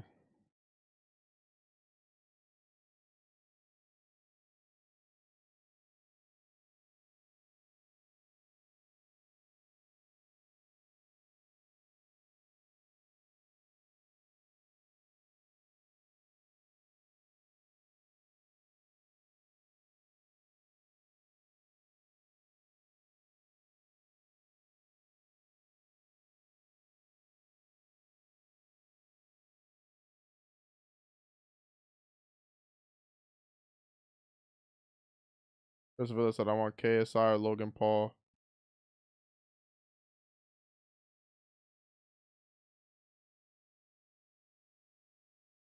Said ND Army. Fuck Team Paul. He said, come August, we're taking this over. I know MMA's been taking W's for boxing for a while, but in the ring, I'm talking about MMA fighters beating boxers.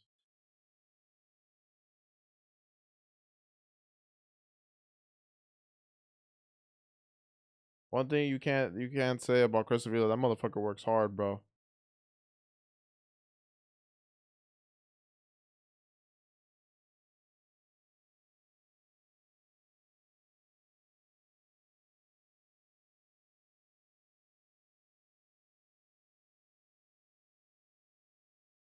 He said, "Whoever's man enough to come here and fight me, quit being a pussy and man up."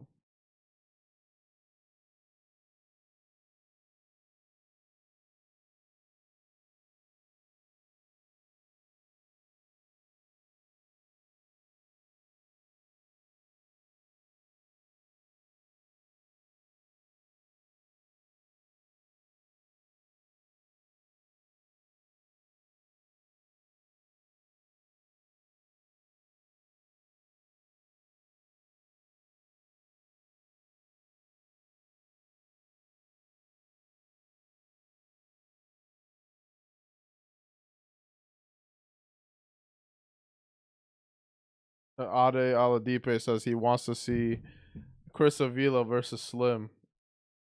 I don't think people want to see Slim. Chris Avila would kill Slim. Hold up, let me get with the next fight, boys, and then I'll re-chat again. Next fight, we're going to the main event. JMX versus Leveon Bell.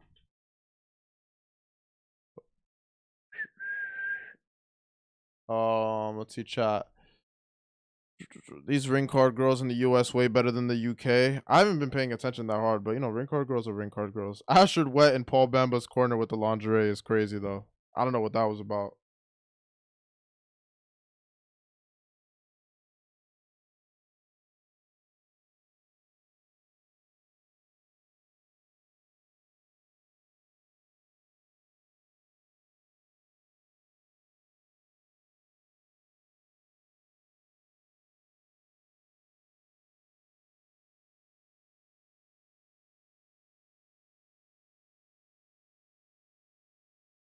Talking about George Foreman's new movie.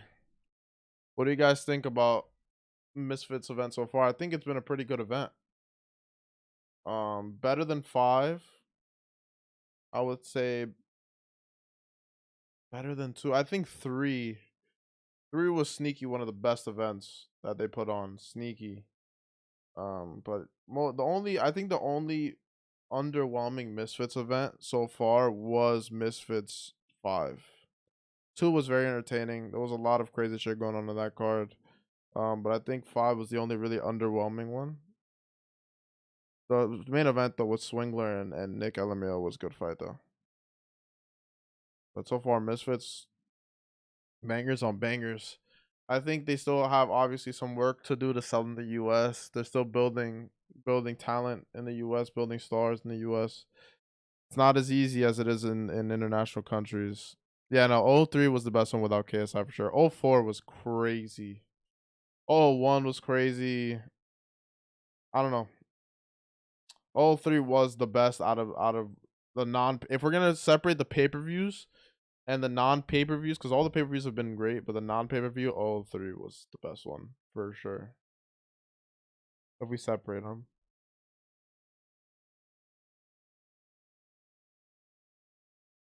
Yeah, 04 was crazy, bro. That was the best stream too. That stream was nuts. Pineda being a mystery fighter, I'll never forget that. That was crazy.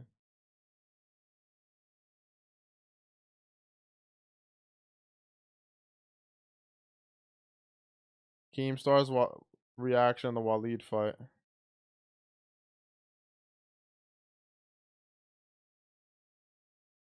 Oh nah, hold up. Keemstar's reaction's hilarious.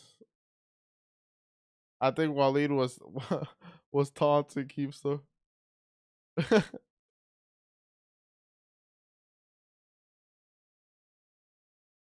Keemstar is getting taunted by Walid. I know I love Keem, but I know he's shitting himself. Come on, guys. I want to get some main event. I want to see that George Foreman movie though. It looks good.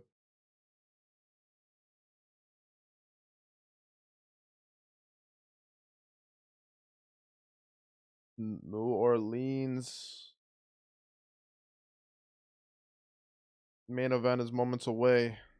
Let's see the poll. JMX versus Leveon Bell. Yo, just want to say, for everybody chilling in here, I really appreciate y'all for sticking around. Y'all are great, great chat, great viewers. Y'all are always fun. The returning faces, the new faces, appreciate all y'all. It's always fun being in company watching these fights with, you know, people that you would never normally talk to in every day. That's the great thing about this YouTube streaming shit. we would never talk if it wasn't for streaming and joining. Like, and I don't have a lot of time to be on Discord on my PC anymore like that with school. So these moments are always fun for me.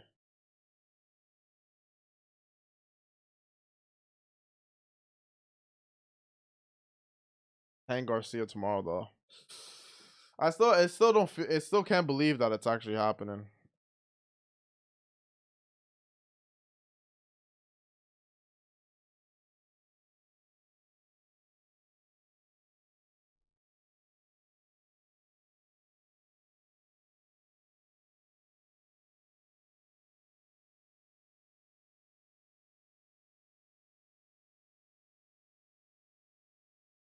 Main event time.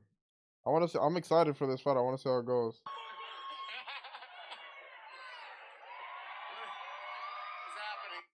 JD Yan was in as a ring card, bro. Yan was yelling at Nate Diaz.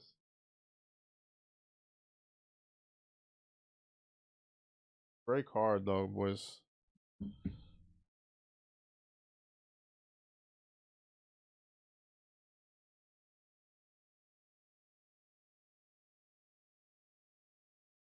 I love the pulsar the zone made for Tank Garcia. It's fire. The lens flare and shit.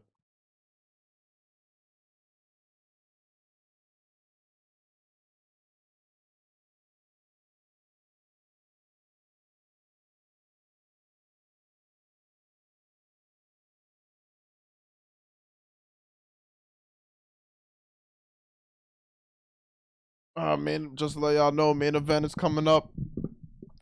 They're just doing promo for Tank Garcia. So JMX and Leveon are about to walk out. I think Le'Veon Bell is gonna win, but I wouldn't be surprised if there's an upset. I think Le'Veon is a little too repetitive in his attacks. He really just jabs to the bodies, doesn't let his right hand go enough. He's very talented. He's a very athletic, very high level athlete. So I want to see how he does. I think when Le'Veon is comfortable, he does his best work. But if JMX makes Le'Veon uncomfortable, I think that's where he'll succeed. It's a tough fight for him though. I think Le'Veon is gonna pull it out, but JMX could win. I just don't know if the moment will get to him. Because with Ginty, he got dropped, and you know how that goes mentally. So we'll see. If JMX beats Le'Veon Bell, though, that's huge statement. Huge statement. So this fight's important in the influencer scene. So we'll see what happens. All right, Akin Barak. I don't want to hear more about Tank Garcia. I've heard about it 20 times already during this broadcast.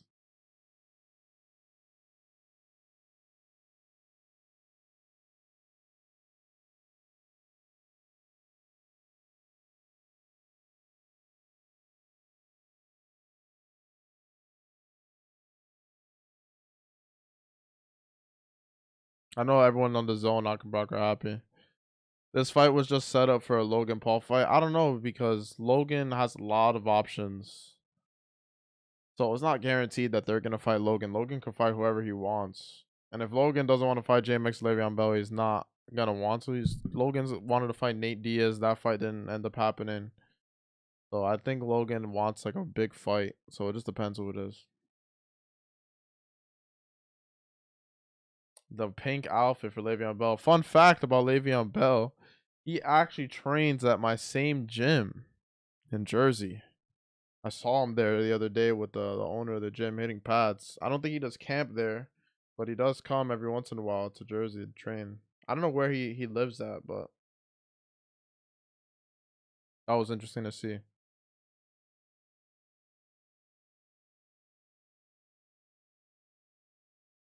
I want to see Le'Veon let his hands go. Oh yeah, if JMX wants a Logan fight, he does have to to kill Le'Veon. I think if Logan didn't get injured and the original scheduled fight with Dylan happened and Dylan pulled out, I think JMX would have got that fight. But timing is everything. JMX says, I don't want to talk. I'm here to fight. I don't know if that's nerves.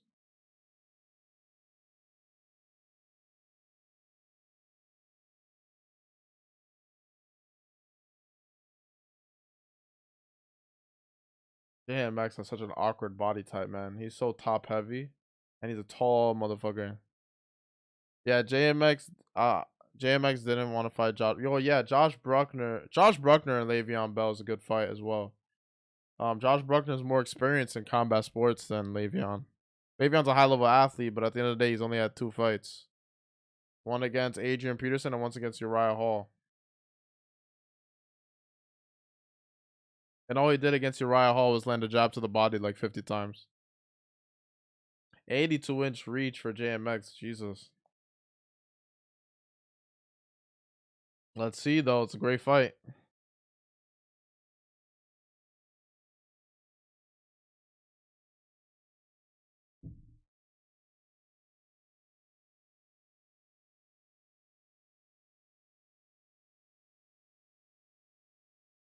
Chase Demore to try to fight Nate Diaz. What the fuck?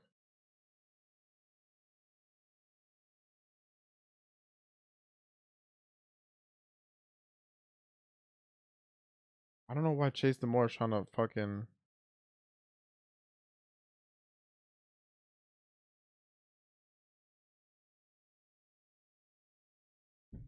Alright, boys. Bro spammed the jab to the body, but the setup was nice. Yeah, no, Le'Veon has talent and he has good instincts in the boxing. I just want to see him let that right hand go. Him versus Logan would be a jab fest. Oh, look, Jedion and Le'Veon Bell. Oh, and Walid there, waiting for him. Le'Veon gives him a word.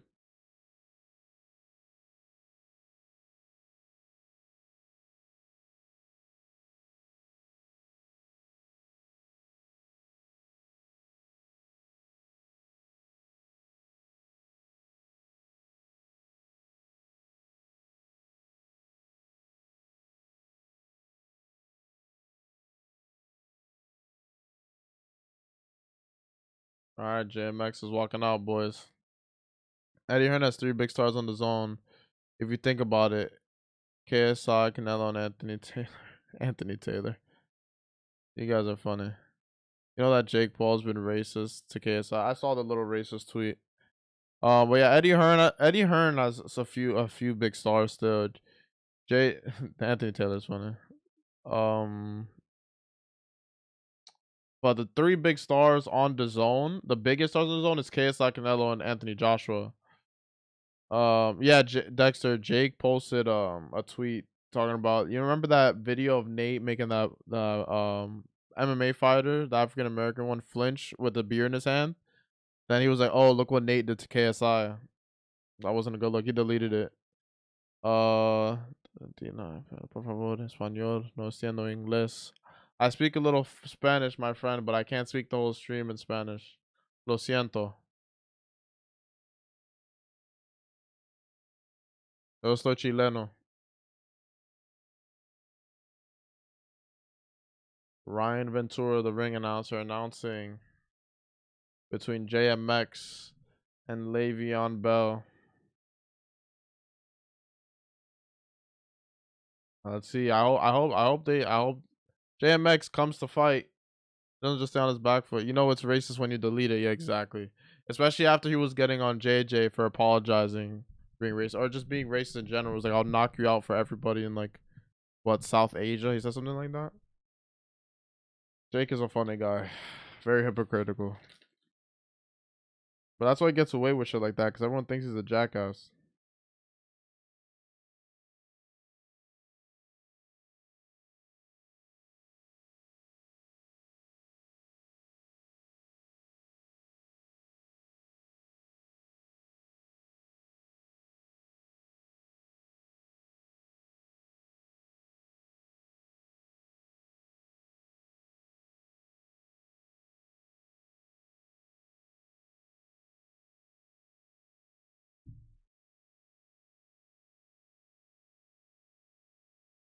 Damn, that announcer is hype. Did Jake even apologize? No, you know how Jake is, dog. You think he was apologizing? You know that motherfucker ain't apologizing for shit.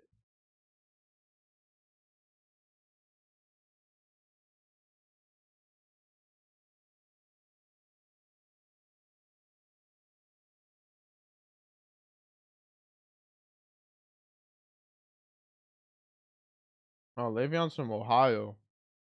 I'm surprised they didn't do the event in Ohio then if it was the main event.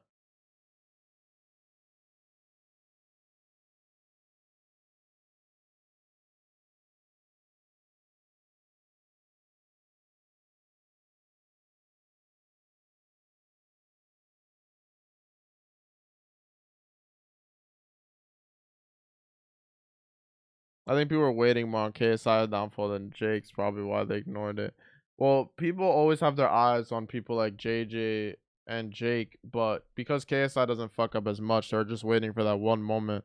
And with people with Jake, people expect Jake to be a jackass, so they don't get on him for more. So people know how Jake actually is. So they're like, whatever, they expect him with KSI. Oh my god. They're pretty close. Where JJ doesn't have a lot of controversy, so when he does, it's like a bigger deal. Alright. Round one. Nate Diaz got kicked out of the building for throwing a bottle of apparently.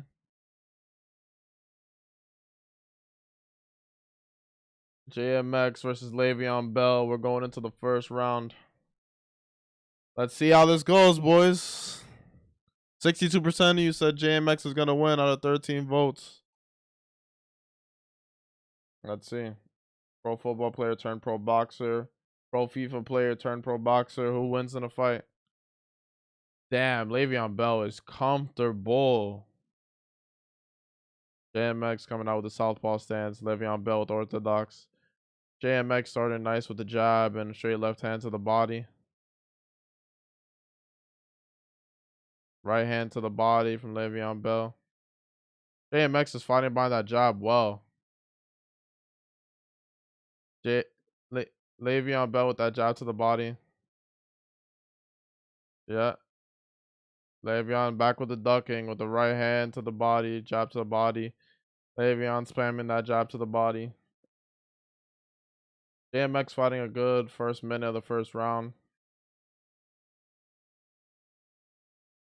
JMX is throwing a lot of punches. I'm surprised. JMX is fighting a great fight. Nothing big, no big shots landed, but he's landed more shots. Leveon with the looping right hook. Leveon Bell is not cutting off JMX. He's just following him. He ducks his head so low, though, man.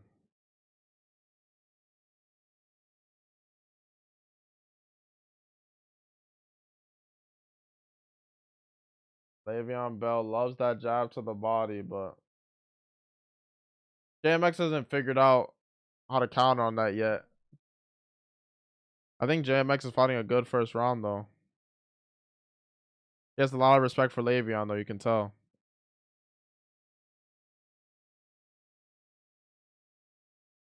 Good straight left hand to the body. Oh, okay, there's the right hand from Leveon.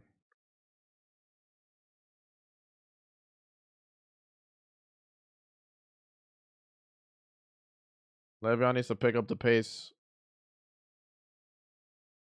Because JMX is out jobbing him. JMX needs to needs to be more confident with the right hook up top and find a home for that left hand up top.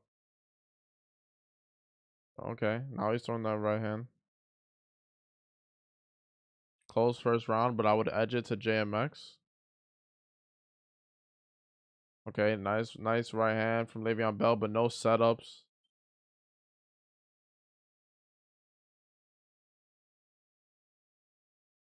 Leveon is too comfortable though, I think.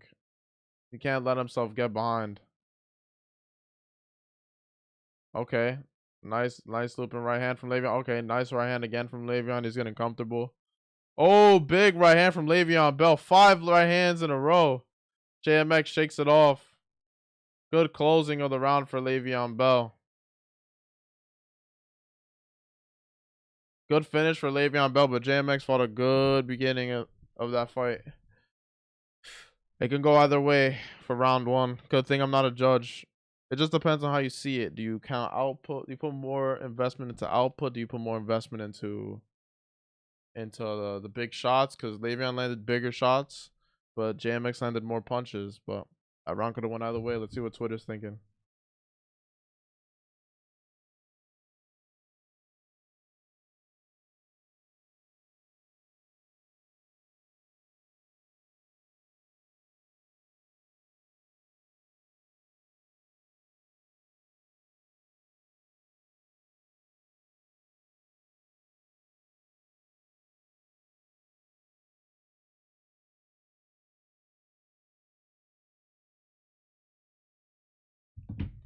Yeah, Le'Veon Bell getting more confident. We're going into round 2. Is it technical? It's very technical right now. Le'Veon is getting more comfortable throwing those right hands, but he's too comfortable. He needs to push the pace. Oh! Oh, damn. That should have been a knockdown for Le'Veon, but they counted it as a slip. Oh, great right hand to the body from Le'Veon Bell.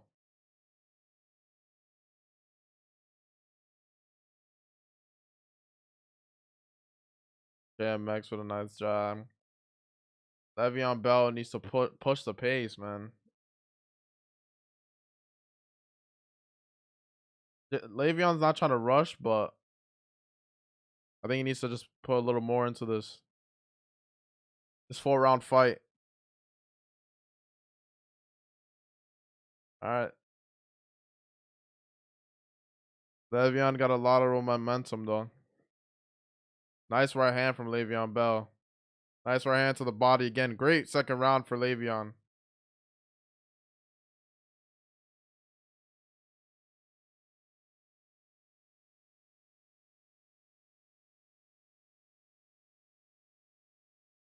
JMX still staying behind that jab, but Le'Veon Bell's just following him, stalking him.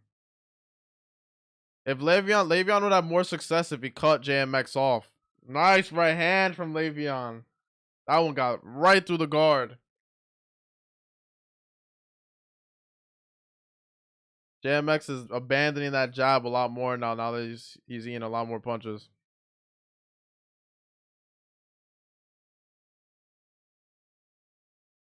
JMX is looking at the ref. I don't like that body language. Good second round for Le'Veon Bell. Oh.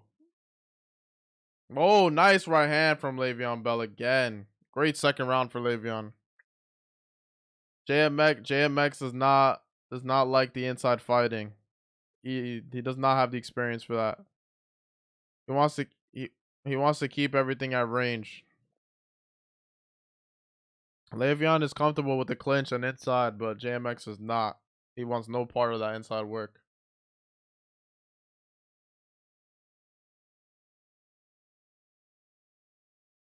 Nice right hand from Le'Veon. If Le'Veon would have a lot more success if he set up his right hand. Ooh, nice right hand from Le'Veon Bell. Inside fighting again.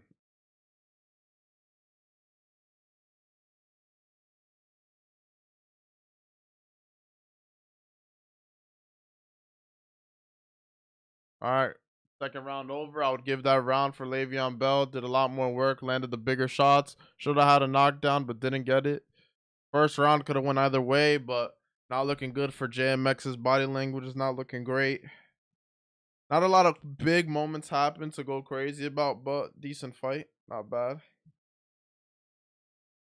I think with Le'Veon, he's having success, but he needs to set up his shots better, and he can get JMX out of here. I like the patience, but when you're in the third round in a 4-round fight, I want to see more. This ain't Uriah Hall you're in with.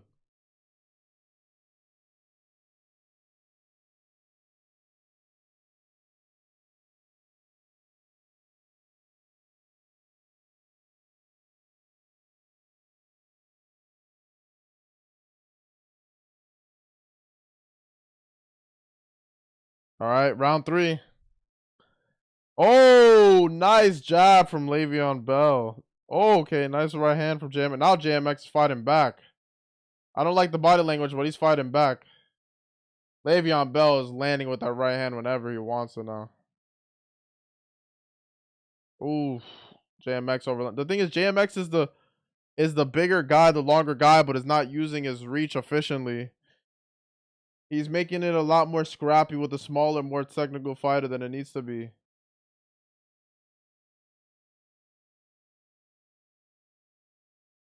Leveon is really good eyes though when it comes to boxing. I'm being pretty hard on him, but he's rolling very well with the shots and seeing the punches. He's fast. Now JMX is slowly falling apart now as the pressure gets put on him. Le'Veon Bell is now cutting him off, slipping punches, lands a sneaky uppercut. Now Le'Veon Bell is looking great. JMX is slowly losing confidence.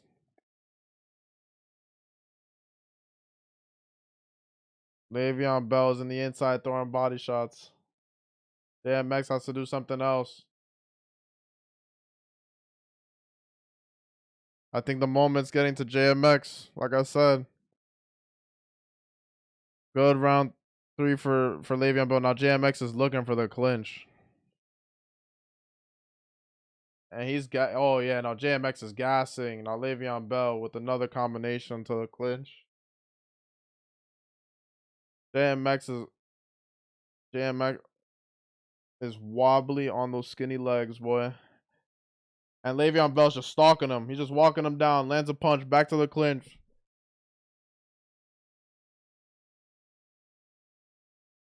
The ref wants to, wow, that ref got a big ass bald spot. Let that hair go, ref. I think Bell can be doing a lot more at range, but he's very comfortable on the inside. JMX is complaining to the ref. Oh, that was low.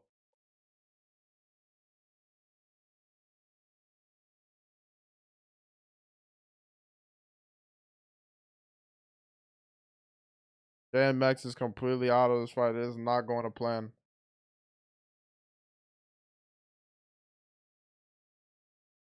The ref wants a doctor to look at the cut. Oh,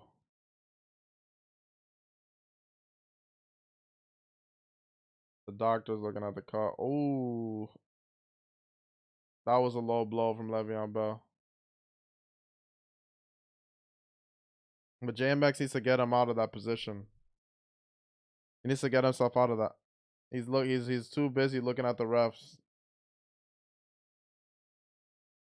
That was low though. But that's what happens in this level. Le'Veon needs to let his hands go more. You could get him out of here. I think Le'Veon could finish JMX. He's very comfortable though winning this fight on points, which is okay. He's seeing everything JMX is throwing at him now. Nice combination from Le'Veon Bell. Nice. Le'Veon Bell looking smooth and clean right now. It's like a sparring session. Another straight right hand. 2 straight right hands in a row. 3 straight right hands in a row. The 4th one missed. Now JMX is fighting back. Now that cut is bad on JMX's left eye. Good fight for fucking Le'Veon Bell. He's gonna win this on points, but I think he can stop JMX. Well, he's very comfortable staying patient, doing his thing, which is for his first pro W. I understand. But I think I see the potential. I think he can get JMX out of there.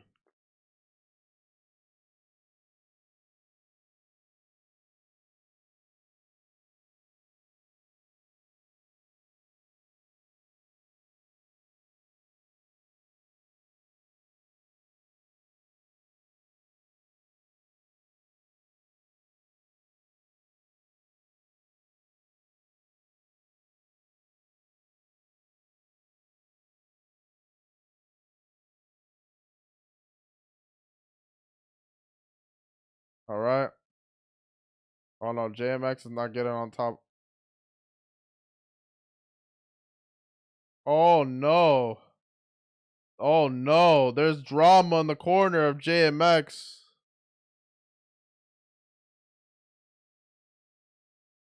They saying the doctor opened up the cut in the corner. Oh no, this is not good.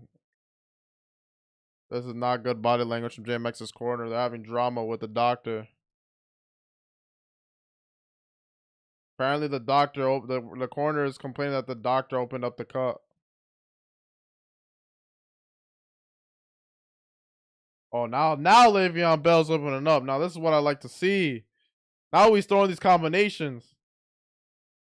Oh, now Le'Veon Bell is just throwing 1-2s over and over again. Anything Le'Veon Bell throws, he's landing. Oh, now JMX pushing the pace. This is what you want to see from him fighting back. Le'Veon smells blood, and he's looking for that finish.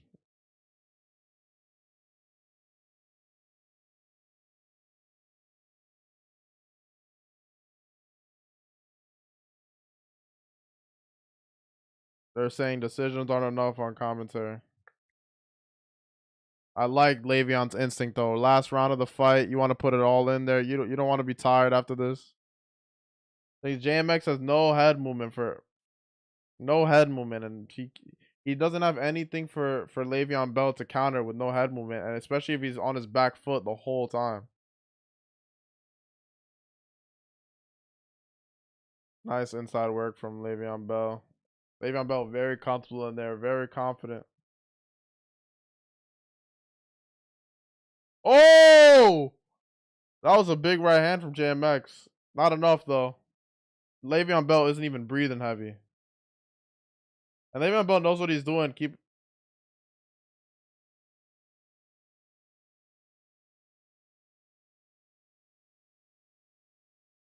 Now JMX is moving his head, but not quick enough. He's crowding himself. He's not keeping his eyes on Le'Veon Bell to land that counter. Yeah, JMX has a pretty disgusting cut. And now Le'Veon is telegraphing his combinations, and JMX is seeing it. Oh, nice right hand from Le'Veon, and he's switching angles. Now Le'Veon's lunging into those punches. Le'Veon is hunting for this knockout. If Le'Veon mixes it up with the liver and to the head, he'll finish Joel. Joel is tired. He does not want a part of this right now. Oh my god. And now Le'Veon Bell sticking out his tongue. Oh, another right hand from Le'Veon Bell. Oh! Oh! DMX sends a big right hand. Now Le'Veon Bell going for that right hand 3 times straight, spamming it like this Mortal Kombat. Holy shit! What a good end of the fight. Le'Veon Bell just doing his thing. He really wants this knockout. Let's see the last 10 seconds of the fight. Oh my god, just putting a beating on them. Well done, Le'Veon Bell by unanimous decision. You know he deserves it. JMX tired as fuck. He put his heart in there. He stayed in there. Respect to him. It's just Le'Veon Bell was just too much for him. They both gave it everything they had. That's all you gotta respect. Good scrap. Good scrap.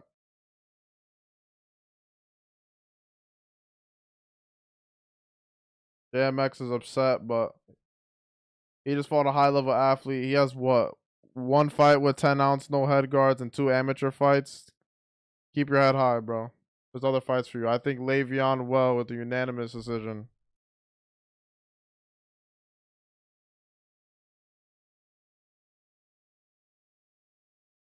I think Le'Veon Bell wins this by unanimous decision. Great performance for him.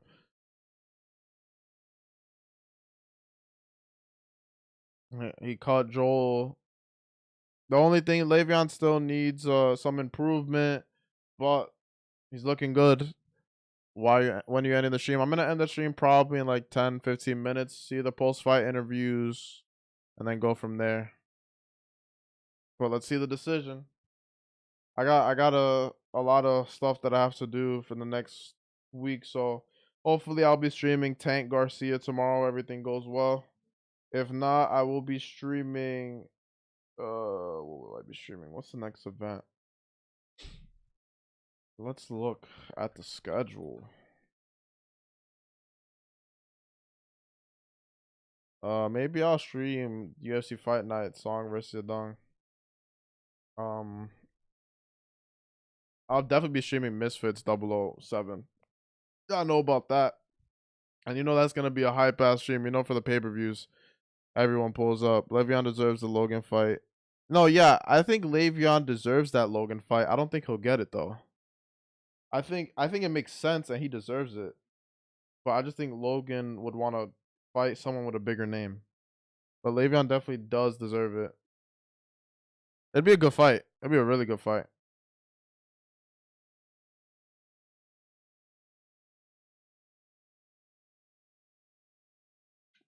Good for Le'Veon Bell. And congrats, JMX. JMX is a tough bastard, man.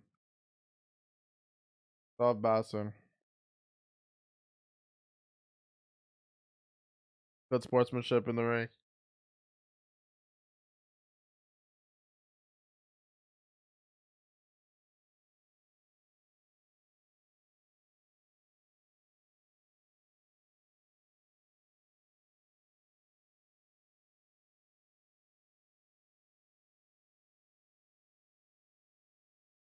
JMX and Le'Veon Bell having a moment. Le'Veon Bell having a moment with his team. Misfits just need to have bigger names in the US. Shut up. Misfits 7 wouldn't. I think they want to keep JJ in the UK unless he's fighting another fighter from the US. Like the Woodley fight made sense in the US. But I think they just need more stars in the US. But that's what I'm saying. Misfits is still a young ass company. They haven't even been here for a year. And they're already doing sold out shows in the UK, events in the US. They're growing pains that they need to figure out, but they'll figure it out. They're the Zone, Mams, Calais, Sutherland. Um, I think what would help them is they get a promoter from the US as an advisor because Calais is in the UK. Mams, he lives in the US, but he's not a boxing promoter first. He's a manager. So if they get a US promoter on the team, I think that would definitely help them make decisions. Will I be streaming UFC 288? Unfortunately, I will not because I will be at the event because it's in Newark, New Jersey, near where I live. So I'll be there live. I will not be streaming it, unfortunately. But I'll be streaming other UFC pay per views for sure. But 288, I'm gonna be there live, so I'm not gonna be able to stream it. I wish I could. That's a great card. Aljamain Sterling versus Henry Cejudo. Bilal Muhammad versus Gilbert Burns. Drew Dober versus Matt Frivola. Jan versus Jessica Andrade. All right, they're doing the post fight interview against Le'Veon.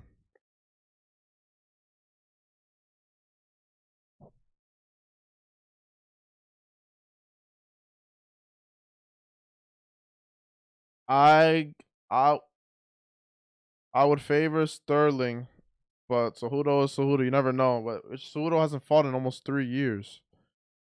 I think it is 3 years now.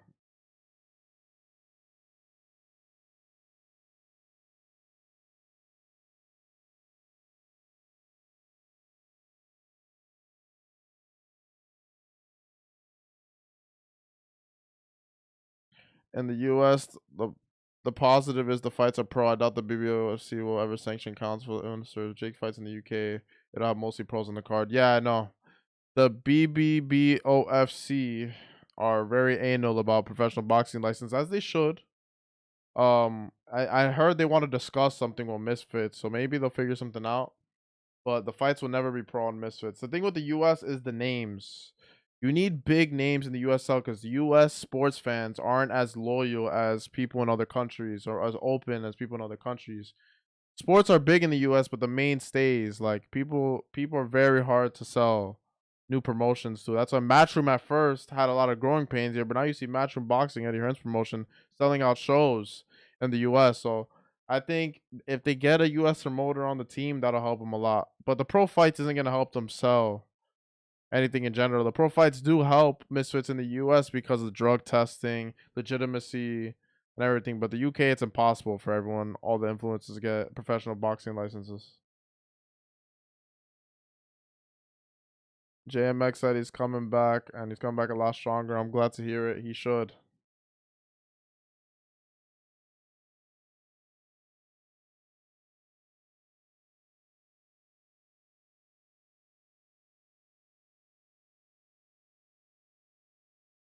All right, boys. That was an entertaining event. We always love to do Misfits streams here. I appreciate everybody in the streams. What is the fight of the night in your opinion? I'd say the fight of the night would be it's between Jake the Viking, Minicon, and Ipap versus Pizza. For me, it was Pizza and Pat because I like the inside fighting. A lot of people that are casuals won't understand that and won't like that, but I like that fight. Walid's performance was great. Not a lot of crazy like fight of nights, but very good event, very good show. Overall, Misfits is doing the right things. Growing pains, obviously, in the U.S. with the crowd, but they'll figure it out. But I have to dip. I was how long have we been streaming? We've been streaming for a minute. I think like 3 hours, 3 to 4 hours. So I appreciate all y'all sticking here with me. I'm starving. If you're new here, like and subscribe. We're gonna do live. I think I'm gonna live stream next week. Hopefully, I can live stream Tank Garcia. UFC events. Misfits 007, we're definitely live streaming. And the next Kingpin events besides the one tomorrow, which I can't live stream, I'll be live streaming, discussing. Hopefully, I'm going to be able to make a video soon. I'm on a 9-day break from school. So let me see if I get some content out for you guys, at least some YouTube shorts. We'll figure it out. But I appreciate all y'all showing the love, staying in here to talk, discuss, react together. You know, I appreciate all the love and support. Like and subscribe. I will see you in the next one. Deuces.